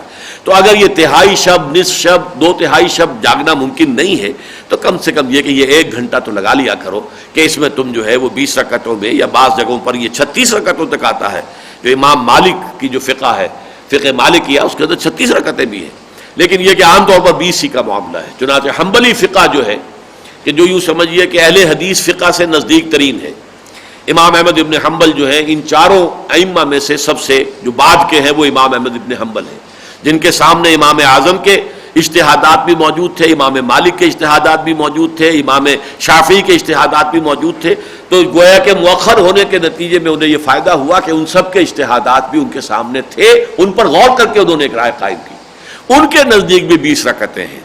چنانچہ 20 ہی رکعتیں ہیں کہ جو حرمین شریفین میں، مسجد حرام میں بھی، مسجد نبوی میں بھی، مکے میں بھی اور مدینہ منورہ میں 20 رکعتیں ادا کی جاتی ہیں. بہرحال یہاں میں نے وضاحت کر دی ہے شہر رمضان کے حوالے سے اس جو عبادت صوم ہے اس کے ساتھ ایک اضافی عبادت ہے رات کو قرآن کے ساتھ جاگنے کی، جس میں کہ مقصود تو یہ ہے کہ کم سے کم تہائی شب انسان جو ہے بسر کرے نماز قرآن کے ساتھ، قرآن پڑھے، قرآن سیکھے، قرآن سنے. لیکن یہ ہے کہ کم سے کم جو ہے اس سے جو ہے کوئی شخص جو ہے اگر نہیں کر سکتا ہے تو بہرحال وہ تراویح کا نظام جو ہے اسی سے استفادہ کرے. شہر رمضان الذی انزل فیہ القرآن ھدی للناس وبینات من الھدی والفرقان فمن شہد منکم الشہر فلیصم. تو جو کوئی بھی تم میں سے موجود ہو یا تم میں سے جو شخص بھی پائے اس مہینے کو، یعنی سفر پر نہیں ہے وہ بلکہ اپنے ہاں مقیم ہے، تو اس کے لیے فلیصم ہو. اب یہ صیغہ امر آیا ہے، اب اس کے لیے لازم ہے کہ اس کے روزے رکھے، اس کے دوران پورا مہینہ جو ہے وہ روزے رکھ کر بسر کرے. البتہ جو پہلی رعایت تھی اسے دوبارہ دہرا دیا، یہ رعایت برقرار رہے گی. ومن کان مریضا او علی سفر فعدۃ من ایام اخر. جو کوئی بیمار ہو یا سفر پر ہو، اور یہ میں نے عرض کیا تھا کہ یہ جو تکرار ہے اسی نے میرے ذہن کو ادھر راغب کیا تھا کہ یہ دونوں جو ہے صوم رمضان سے متعلق نہیں ہو سکتی باتیں، بلکہ یہ مختلف اوقات میں نازل ہونے والے احکام ہیں. پھر ایام و معدودات کے لفظ پر غور کرنے سے مزید بات واضح ہوئی کہ 30 دن جو ہے اس پر ایام و معدودات کا اطلاق مناسب معلوم نہیں ہوتا. وہ گنتی کے چند دن نہیں ہے، 30 دن تو بہرحال ایک مدت بنتی ہے، لہذا وہی 3 دن والی بات جو ہے وہ صحیح ہے، واللہ اعلم. لیکن یہ کہ فرمایا یرید اللہ بکم اليسر ولا یرید بکم العسر، یہ گویا کہ ایک ڈائریکٹو ہے. اللہ تمہارے لیے آسانی چاہتا ہے، سختی نہیں چاہتا. یعنی یہ کہ تشدد پسندی جو ہے دین میں وہ پسند نہیں ہے. ایک شخص کو 104 بخار چڑھا ہوا ہے لیکن روزہ نہیں چھوڑنا، یہ تشدد ہے، یہ تقویٰ نہیں ہے، بلکہ مولانا مودودی کی اصطلاح میں تقویٰ کا حیضہ ہے. یہ در حقیقت پسندیدہ اور مطلوب شے نہیں ہے. یا یہ ہے کہ سفر پہ ہے روزہ رکھا ہوا، اور سفر بھی کیونکہ بعض صحابہ نے یہ واقعہ ہوا حضور کے زمانے میں کہ سفر پر تھے آپ، کسی غزوے پر ہوں گے، تو وہاں جا کر کچھ لوگ روزے سے تھے، کچھ نہیں تھے. جو روزے والے تھے وہ تو جا کے بے سود ہو کر گر گئے، اور جو جن کے روزے نہیں تھے انہوں نے جا کے خیمے میں لگائے، وہاں انتظام کیا. تو حضور نے فرمایا آج جو روزہ نہ رکھنے والے ہیں وہ اجر میں بازی لے گئے ان سے کہ جنہوں نے روزہ رکھا ہے. یہ تو آ کے بے سود ہو کے گر گئے یہاں پر، انہوں نے آ کر جو ہے کام کیا، محنت کی ہے. اسی طریقے سے ایک شخص کو آپ نے دیکھا کہ وہ بے ہوش ہو گیا ہے، روزے سے تھا. پوچھا کیا وجہ ہے روزے سے؟ فرمایا لیس من البر الصیام فی السفر. سفر میں روزہ رکھنا یہ کوئی نیکی کے کاموں میں سے نہیں ہے. وہی بات وہ لیس البر ان تولوا وجوہکم قبل المشرق والمغرب. لیکن یہ ہوتا ہے کہ کچھ لوگوں میں وہ مذہبیت جو ہے جب اس کا کچھ زیادہ ہی رنگ چڑھ جاتا ہے مذہبیت کا. ایک ہے دین، جب ایک تصور جو ہے بہت وسیع ہوگا تو ہر چیز جو ہے وہ اس کے اندر اپنے پروپورشنیٹ مقام پر آ جائے گی. جب وہ دین کا تصور تو رہا نہیں، نرا مذہب رہ گیا ہے، تو اب یہ تمام چیزیں جو ہے ریچولز جو ہیں یہ آؤٹ آف پروپورشن جو ہے میگنیفائی ہو کر سامنے آ جاتی ہیں. ان کی اہمیت اور ان کے لیے جو ہے حساسیت جو ہے لوگوں میں بہت بڑھ جاتی ہے. تو فرمایا یہ اب یہ گویا کہ پالیسی سٹیٹمنٹ ہے، یرید اللہ بکم اليسر ولا یرید بکم العسر. اللہ تمہارے ساتھ آسانی چاہتا، سختی نہیں چاہتا. وَلِتُكْمِلُوا الْعِدَّةَ، البتہ اب یہ لازم ہے، وہ رعایت ختم ہو گئی. وَعَلَى الَّذِينَ يُطِيقُونَهُ فِدْيَةٌ طَعَامُ مِسْكِينٍ، وہ رعایت ختم ہو گئی. وَلِتُكْمِلُوا الْعِدَّةَ، تاکہ تم مکمل کرو تعداد. بخار کی وجہ سے 3 روزے رہ گئے تو 3 روزے جو ہیں بعد میں پورے کرو. سفر کی وجہ سے کچھ روزے قضا ہو گئے تو بعد میں پورے. اب تعداد پوری کرنی ہوگی. اگر 29 کا رمضان تھا تو 29 کی تعداد پوری کرنی ہوگی، 30 کا رمضان تھا تو 30 کی تعداد پوری کرنی ہوگی. اب وہ دوسری رعایت ختم ہو گئی. وَلِتُكَبِّرُوا اللَّهَ عَلَى مَا هَدَاكُمْ، اور تاکہ تم اللہ کی کبریائی کا اعلان کرو، تکبیر کرو اللہ کی اس پر کہ جو تمہیں ہدایت اس نے عطا کی ہے. اب ایک تو اس تکبیر پر عمل ہم کرتے ہیں عیدین میں، جاتے آتے تکبیر پڑھتے ہوئے جانا، تکبیر پڑھتے ہوئے آنا، اللہ اکبر اللہ اکبر لا الہ الا اللہ اللہ اکبر اللہ اکبر وللہ الحمد، یہ تکبیر ہے. پھر جب ہم نمازیں پڑھتے ہیں، عید الاضحیٰ کی ہو یا عید الفطر کی ہو، تو اضافی تکبیریں ہوتی ہیں، 6 تکبیریں اضافی، 3 پہلی رکعت میں 3 بعد میں. لیکن تکبیر بمانی اللہ کو بڑا کرنا، اللہ کی بڑائی کا نظام قائم کرنا، اس کے حوالے سے اس کا تعلق جڑ جائے گا. اس سے اگلے رکوع میں مضمون آ رہا قتال فی سبیل اللہ کا، وَقَاتِلُوهُمْ حَتَّى لَا تَكُونَ فِتْنَةٌ وَيَكُونَ الدِّينُ لِلَّهِ. اب جنگ جاری رکھو یہاں تک کہ فتنہ ختم ہو جائے اور دین اللہ کے لیے ہو جائے خالص، اللہ کی حکومت قائم ہو جائے. اسی طرح جب سورہ حج میں یہ الفاظ آئے ہیں وَلِتُكَبِّرُوا اللَّهَ عَلَى مَا هَدَاكُمْ، تو اس کے فوراً بعد قتال کا حکم ہے. أُذِنَ لِلَّذِينَ يُقَاتَلُونَ بِأَنَّهُمْ ظُلِمُوا وَإِنَّ اللَّهَ عَلَى نَصْرِهِمْ لَقَدِيرٌ. تو اس اعتبار سے وہ جو تکبیر رب کی عملی تحریک اور جد و جہد جاری تھی، اس کا جو آخری مرحلہ تھا قتال، اس کی طرف بھی ایک پوائنٹر ہے، اس کی طرف بھی ایک اشارہ کیا جا رہا ہے. یہ روزے کی سختی بھی تمہیں در حقیقت اس لیے جو ہے تم پر ڈالی جا رہی ہے کہ جنگ کی سختیاں جو ہے جھیلنے کے قابل ہو جاؤ. حین الباس، آیت البر بھی ختم ہوئی تھی اسی پر، وَصَابِرِينَ فِي الْبَأْسَاءِ وَالضَّرَّاءِ وَحِينَ الْبَأْسِ، جنگ کے وقت جنگ کی سختیوں کو جھیلنے کی تمہارے اندر صلاحیت پیدا ہو جائے. تو اس حوالے سے یہ جو احکام حج آ رہے ہیں سورہ حج میں یا احکام صوم یہاں آئے، دونوں میں یہ ہے وَلِتُكَبِّرُوا اللَّهَ عَلَى مَا هَدَاكُمْ وَلَعَلَّكُمْ تَشْكُرُونَ، اور تاکہ تم شکر کرو. یہ تاکہ جو ہے اس کو سمجھنے کے لیے تھوڑا سا غور کرنا پڑے گا. شکر کسے کہتے ہیں؟ کسی نعمت کے نعمت ہونے کا احساس ہو جائے، اس کی قدر و قیمت کا ادراک ہو جائے، یہ ہے شکر بالقلب. امام راغب نے شکر کے 3 درجے قائم کیے. ویسے یہ لفظ جو آتا ہے عربی لغت میں عین شکرا، ایک ایسا چشمہ ہے جس میں سے پانی ابل رہا ہے، کوئی شے جو ہے اندر سے خوب ابل رہی ہے. اسی طرح شکر کا جذبہ جو ہے وہ انسان کے دل کی گہرائیوں سے ابھرتا ہے اگر اس کی فطرت مسخ نہیں ہوئی ہے، اگر وہ سلیم الفطرت انسان ہے. تو اگر کسی شخص نے اس کے ساتھ کوئی بھلائی کی ہے، نیکی کی ہے، اس کی کوئی تکلیف رفع کی ہے، اس کی کوئی ضرورت پوری کی ہے، تو جیسے کہ کسی چشمے کے اندر سے پانی ابلتا ہے، ایسے ہی قلب کی گہرائیوں سے تشکر کا ایک چشمہ جو ہے پھوٹتا ہے. تو سب سے پہلا مرحلہ اس کا یہ کہ دل میں ادراک اور احساس ہو جائے کہ اس شخص نے میرے ساتھ بڑی بھلائی کی ہے. اگر اس کا ادراک ہی نہیں ہوا، جس کی مثال یہ ہے کہ آپ نے بچے کے ہاتھ پر ہیرا رکھ دیا، بچے کو کیا پتا کہ یہ ہیرا ہے کہ کانچ ہے، اسے تو اس کا شعور ہی نہیں ہے، تو وہ ہیرے کے متناسب پروپورشنیٹ شکر نہیں پیدا ہوگا اس کے اندر. جبکہ کسی جوہری کے ہاتھ میں آپ نے ہیرا رکھ دیا ہو تو اس کے اندر وہ تشکر جو ہے پروپورشنیٹ ہوگا کہ مجھے کیا شے دے دی گئی ہے. تو امام راغب کہتے ہیں یہ ہے شکر بالقلب، ادراک ہو جائے کسی نعمت کا کہ یہ نعمت کتنی بڑی ہے. پھر شکر باللسان ہے، زبان سے شکر ادا کرو.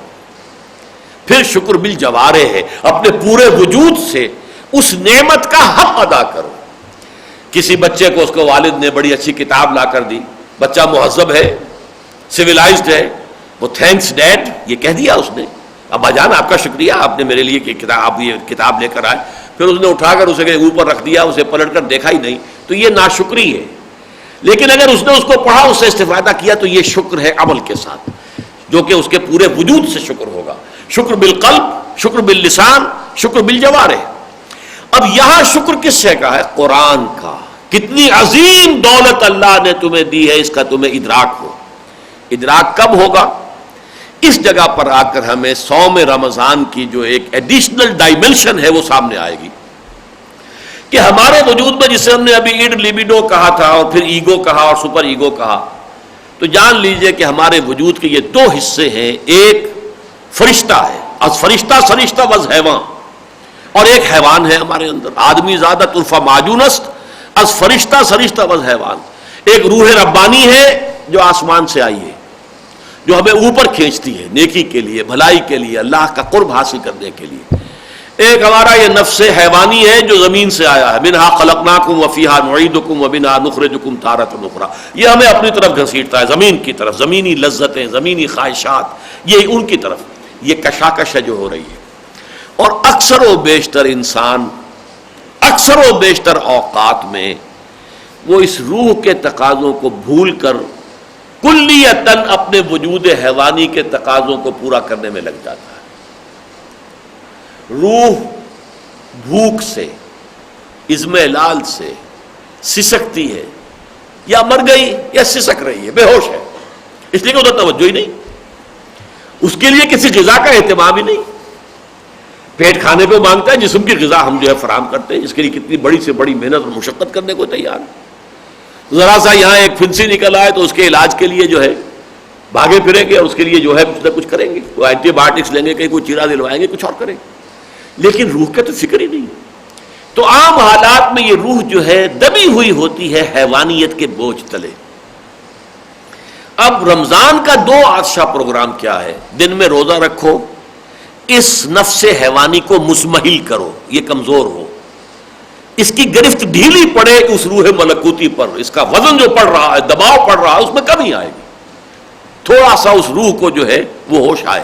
جیسے یہ کہ کوئی بیچارہ غریب آدمی جو ہے وہ پیاس کی وجہ سے، بھوک کی وجہ سے وہ بے ہوش ہو گیا، اب اسے پتہ بھی نہیں ہے کہ میری کیا ضرورت ہے کیا نہیں ہے، لیکن فرض کیجئے کسی شخص نے آ کر اسے پانی کے کچھ چھینٹے دیے، پانی اس کے منہ لبوں سے لگایا، اب وہ ہوش میں آیا، اب اسے اندازہ ہوا پانی کتنی بڑی نعمت ہے، کتنی بڑی نعمت ہے، کتنی بڑی نعمت ہے۔ عام حالات میں ہمیں کیا اندازہ ہوتا ہے؟ ذرا سی پیاس لگی، ایک گلاس دو گلاس اچھے سے اچھا مشروب، ہمیں اس کی نعمت کا احساس نہیں ہوتا۔ وہ تو جیسے کہ بعض لوگوں نے لکھا ہے، کسی وقت آدمی کے اوپر اگر پیاس کی وجہ سے جان پر بنی ہوئی ہو تو کوئی بادشاہ اپنی پوری مملکت دے دے گا ایک گھونٹ پانی کے لیے، تب معلوم ہوگا اسے کہ ایک گھونٹ پانی کی کیا قدر و قیمت ہے۔ اسی طریقے سے جب یہ روح انسانی جو دبی ہوئی تھی، اس نفس حیوانی کے بوجھ تلے آئی ہوئی، دبی ہوئی، سسک رہی ہے، بے ہوش ہے، اس میں تھوڑا سا ریلیف تو ہوا، کیونکہ آپ نے روزہ رکھا تو اس کو کچھ ریلیف ملا، اس کے اندر جو ہے وہ حیوانی جو دباؤ ہے کم ہوا۔ اب آپ نے قرآن مجید اس پر آب حیات جو ہے قرآن کا وہ اس کے منہ میں ٹپکایا، اور یہ جان لیجئے کہ جیسے ہمارا وجود حیوانی زمین سے آیا ہے، اس کی غذا اور تقویت کا سارا سامان بھی وہیں سے آتا ہے۔ گندم کہاں سے آئی، چاول کہاں سے آئے، سبزیاں کہاں سے آ رہی ہیں، پھل کہاں سے آ رہے ہیں، یہ تمام وجود حیوانی کے لیے، حیوانات کے لیے چارہ کہاں سے آ رہا ہے، سب کچھ وہیں سے۔ اور جس طریقے سے ہماری روح آئی ہے عالم ملکوت سے، اسی طرح اس کی غذا ہے کلام ربانی، روح امر ربانی ہے۔ یسألونک عن الروح قل الروح من امر ربی وما اوتیتم من العلم الا قلیلا، اس کے لیے جو غذا ہے، تقویت کا سامان ہے، وہ کلام ربانی ہے۔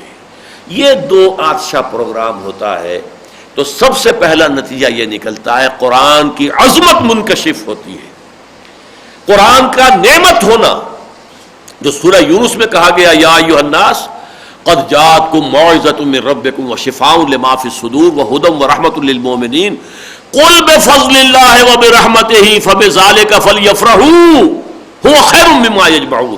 یہ قرآن اللہ کی رحمت اور اس کے فضل کا سب سے بڑا مظہر ہے۔ خوشیاں منانی ہے، جشن منانا ہے تو اس پر مناؤ کہ اللہ نے تمہیں قرآن جیسی دولت دی ہے، تم جو کچھ بھی ساز و سامان دنیا کا جمع کر رہے ہو، جو دولت بھی تم نے فراہم کی ہے، ان سے کہیں بڑھ کر قیمتی شے یہ قرآن ہے. ہوا خیر مما یجمعون. لیکن شعور تو اسی وقت ہوگا جب پیاس ہوگی تو پانی کی نعمت کا تصور ہوگا. جب روح کے اندر وہ پیاس ابھرے گی تو پھر اب قرآن مجید کا جو آب حیات ہے، حقیقت اس کی عظمت تو ہے، تب منکشف ہوگی. تیرے ضمیر پہ جب تک نہ ہو نزول کتاب، گرا کو شاہد نہ راضی نہ صاحب کشاف. تو پہلا جو عمل ہے اس کا نتیجہ وہ ہے لعلکم تشکرون، تاکہ تم حقیقی معنی میں شکر ادا کر سکو قرآن کا. قرآن کی عظمت تم پر منکشف ہوگی تبھی، قرآن کا نعمت ہونا تم پر اسی وقت منکشف ہوگا جبکہ تم اس پروسیس میں سے گزرو. اور اسی کے ساتھ ذہن میں، جیسا کہ میں نے پہلے بھی جوڑ ملا دیا تھا کہ قرآن مجید یہاں کہتا ہے ہدی للناس، اور سورہ بقرہ کے شروع میں کہتا ہے ہدی للمتقین. تو گویا کہ صوم کی عبادت ہے تقویٰ کے لیے، تو یہ جو ہے ٹرائنگل مکمل ہو گئی، تاکہ تم قرآن سے تقویٰ حاصل کرو، تاکہ تم روزے سے تقویٰ حاصل کرو، تقویٰ سے قرآن حاصل کرو، اور قرآن کی عظمت جو ہے اس سے تم واقف ہو جاؤ، وہ تم پر منکشف ہو جائے. اس حوالے سے یہ پہلا لفظ آیا ہے لعلکم تشکرون، تاکہ تمہارے اندر قرآن کی عظمت حقیقتاً منکشف ہو جائے تم پر، اور صحیح معنی میں شکر ادا کر سکو تم اللہ کا اس عظیم نعمت پر کہ جو قرآن کی شکل میں اللہ نے تمہیں عطا فرمائی.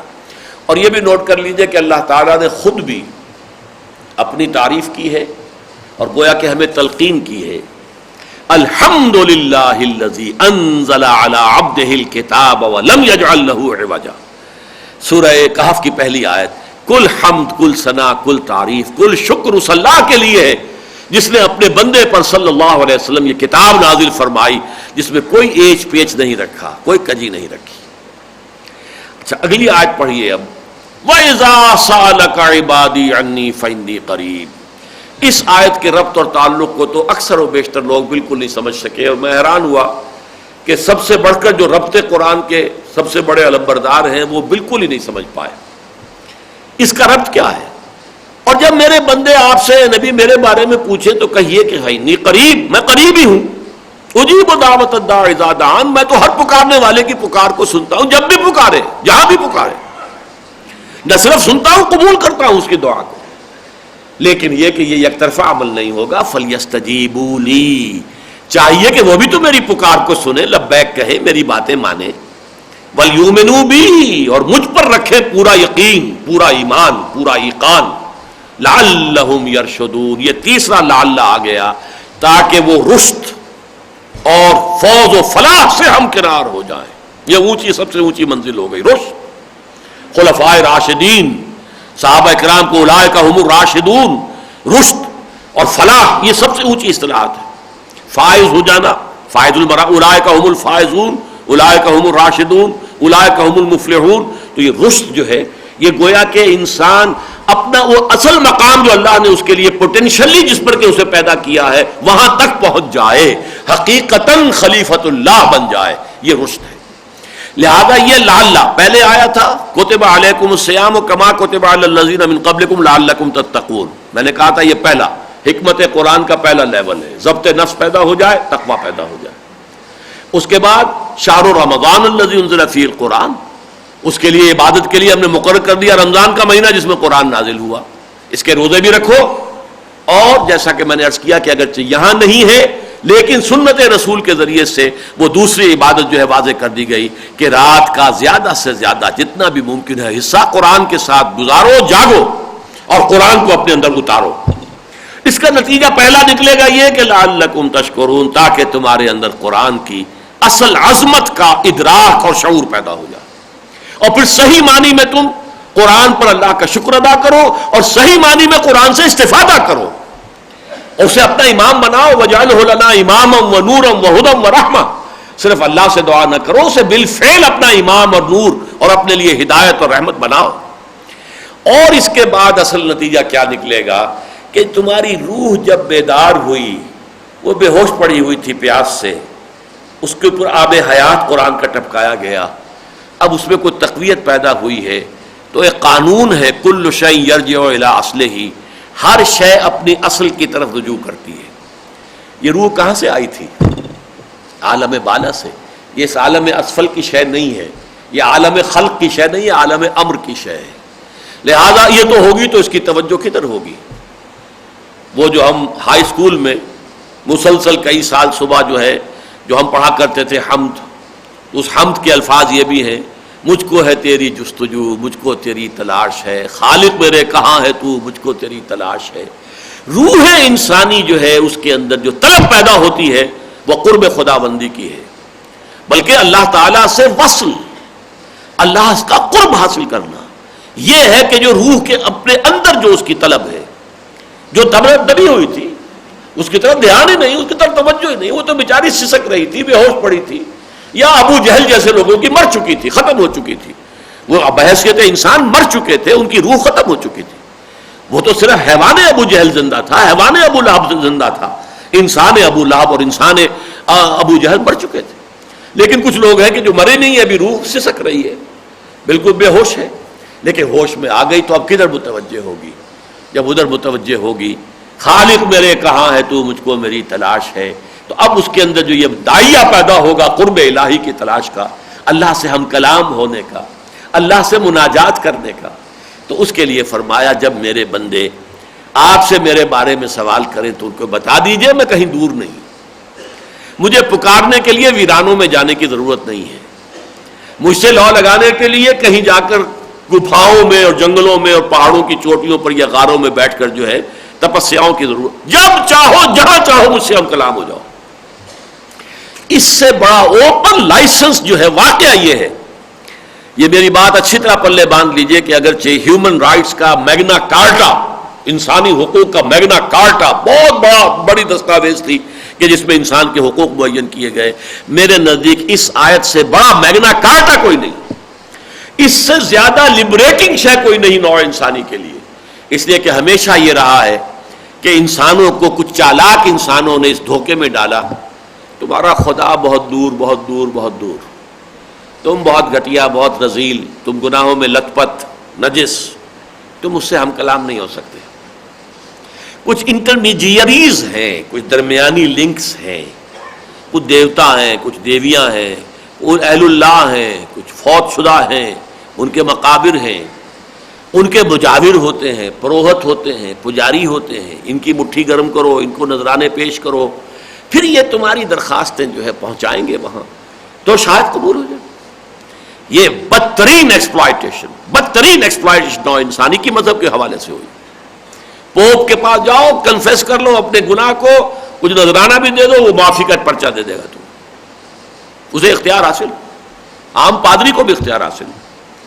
یہ جو ہے کہ انسان کے اور اللہ کے درمیان کچھ حاجب، کچھ دربان، کچھ انٹرمیڈیئریز، ان کو بٹھا کر اور انسان کے اور اللہ کے درمیان فاصلہ، یہ ہے در حقیقت جسے اقبال نے کہا کہ پیران کلیسا کو کلیسا سے اٹھا دو، کیوں خالق و مخلوق میں حائل رہے پردے، پیران کلیسا کو کلیسا سے اٹھا دو۔ خالق اور مخلوق میں کوئی پردہ نہیں، دل کے آئینے میں ہے تصویر یار، جب ذرا گردن جھکائی دے، جب چاہو ہم سے ہم کلام ہو جاؤ۔ وَإِذَا سَأَلَكَ عِبَادِي عَنِّي فَإِنِّي قَرِيبٌ أُجِيبُ دَعْوَةَ الدَّاعِ إِذَا دَعَانِ۔ ہاں لیکن یہ لازم ہے، دیکھیے اسی کو علامہ اقبال نے اپنے جو خطبات ہیں ان میں سے ایک خطبے کا عنوان بنایا، دی میننگ آف پریئر ان اسلام۔ یہ دعا کیا ہے؟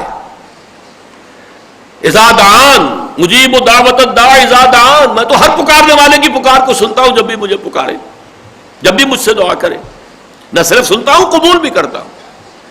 یہ دعا کیا ہے؟ اقبال نے بہت خوبصورت تعبیر کی ہے، یہ ہمارے اندر جو روح ہے، یہ ہماری انائے صغیر ہے، میں یہ میں جب میں کہتا ہوں تو میرا اصل میں یہ روحانی وجود ہے، انائے صغیر، دی فائنائٹ ایگو، انائے محدود، اور اللہ کیا ہے؟ وہ انائے لامحدود، جس کے لیے پھر میرے ذہن میں آ گئی ہے وہ آیت قرآن مجید میں سورہ طٰہٰ کے ابتدا میں جو آیت آئی ہے، وہ اللہ تعالیٰ کے انائے کبیر، اس کی عظمت اور جلالت کے لیے شاید اس سے زیادہ موضوع الفاظ نہ ہو۔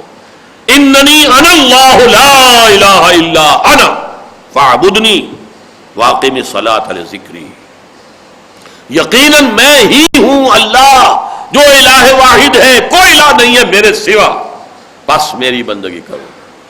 اننی لا الہ الا انا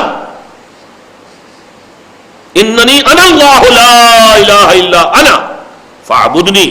یہ انا کبیر ہے، بڑی انا، انفائنائٹ ایگو، انا مطلق، انا لا محدود. اور دعا جو ہے وہ در حقیقت اس انا صغیر کا انا کبیر کے روبرو آ جانا، ہم کلام ہونا. یہ چھوٹی انا میری اور یہ بڑی، بہت بڑی انا اللہ کی. جب یہ چھوٹی انا روبرو ہوتی ہے، اسی لیے دیکھیے کہا حضور نے الصلاۃ معراج المومنین. یہ نماز تو اصل میں اہل ایمان کی معراج ہے. جیسے مخاطبہ الہی سے محمد الرسول اللہ سرفراز ہوئے معراج میں، اسی طریقے سے ایک بندہ مومن نماز کے اندر اللہ سے ہم کلام ہوتا ہے. وہ جو حدیث قدسی ہے قسمت الصلاۃ بینی و بین عبدی نصفین، اس کی شرح کے اندر تفصیل آتی ہے.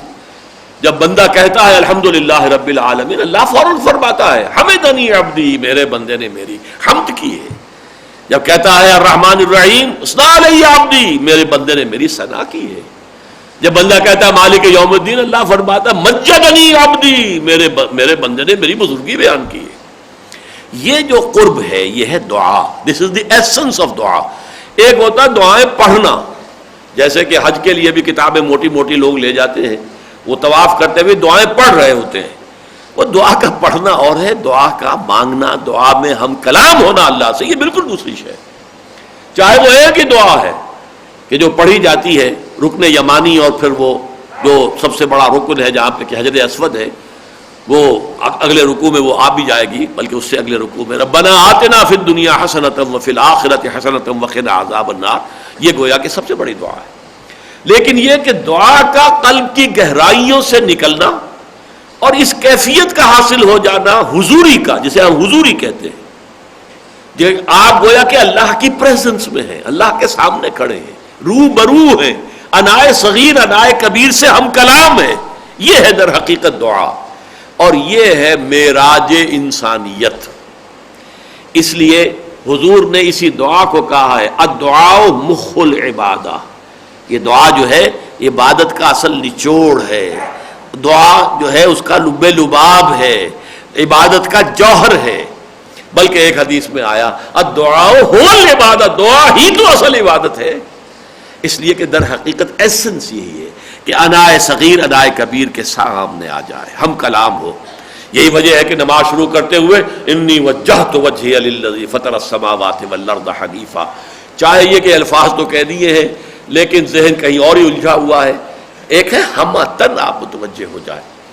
یہ ہے در حقیقت روزے اور دن کا روزہ، رات کا قیام بالقرآن، سیام بالنہار، قیام بالقرآن باللیل.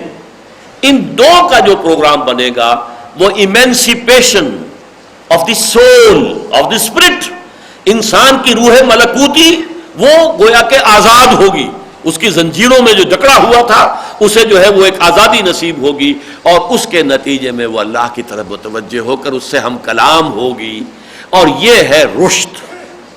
لیکن اس کے لیے جو شرط لازم ہے وہ صرف ایک، فَلْيُؤْمِنُوا بِي فَلْيَسْتَجِيبُوا لِي وَلْيُؤْمِنُوا، میرا حکم بھی مانو.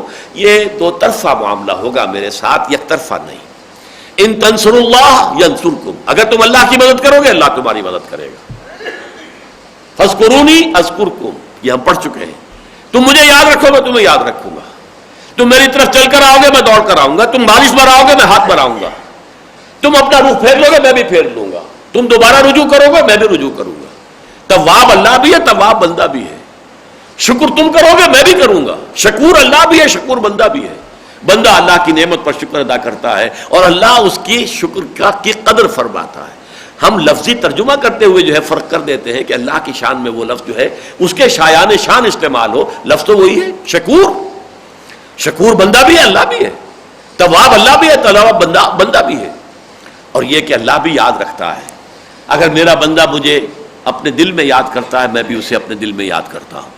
اور اگر میرا بندہ میرا ذکر کرتا ہے کسی محفل میں تو میں اس سے کہیں اعلیٰ اور رفع محفل میں ذکر کرتا ہوں، ملائکہ مقربین کی محفل میں، کہ میرا بندہ اس وقت میرا ذکر کر رہا ہے. یہ جو مضمون ہے اس کے بارے میں میں عرض کر دوں کہ یہ جو میرا کتاب چاہے عظمت صوم، اب اس موضوع پر اس سے زیادہ بیان کرنا اس وقت ممکن نہیں تھا، لیکن یہ 18-20 صفحات کا کتاب چاہے میں یہ مشورہ دوں گا کہ ضرور اس موقع پر اس کو پڑھ لیں۔ حکمت و احکام صوم، اگرچہ 2 آیتیں رہ گئی ہیں وہ تو اب اگلی اتوار ہی کو ہوں گی، لیکن بہرحال یہ کہ اس میں جو حکمت صوم ہے اس کے تینوں درجے جو ہیں آج کسی نہ کسی درجے میں بیان ہو گئے ہیں۔ اقول قولی ھذا واستغفر اللہ لی ولکم ولسائر المسلمین والمسلمات۔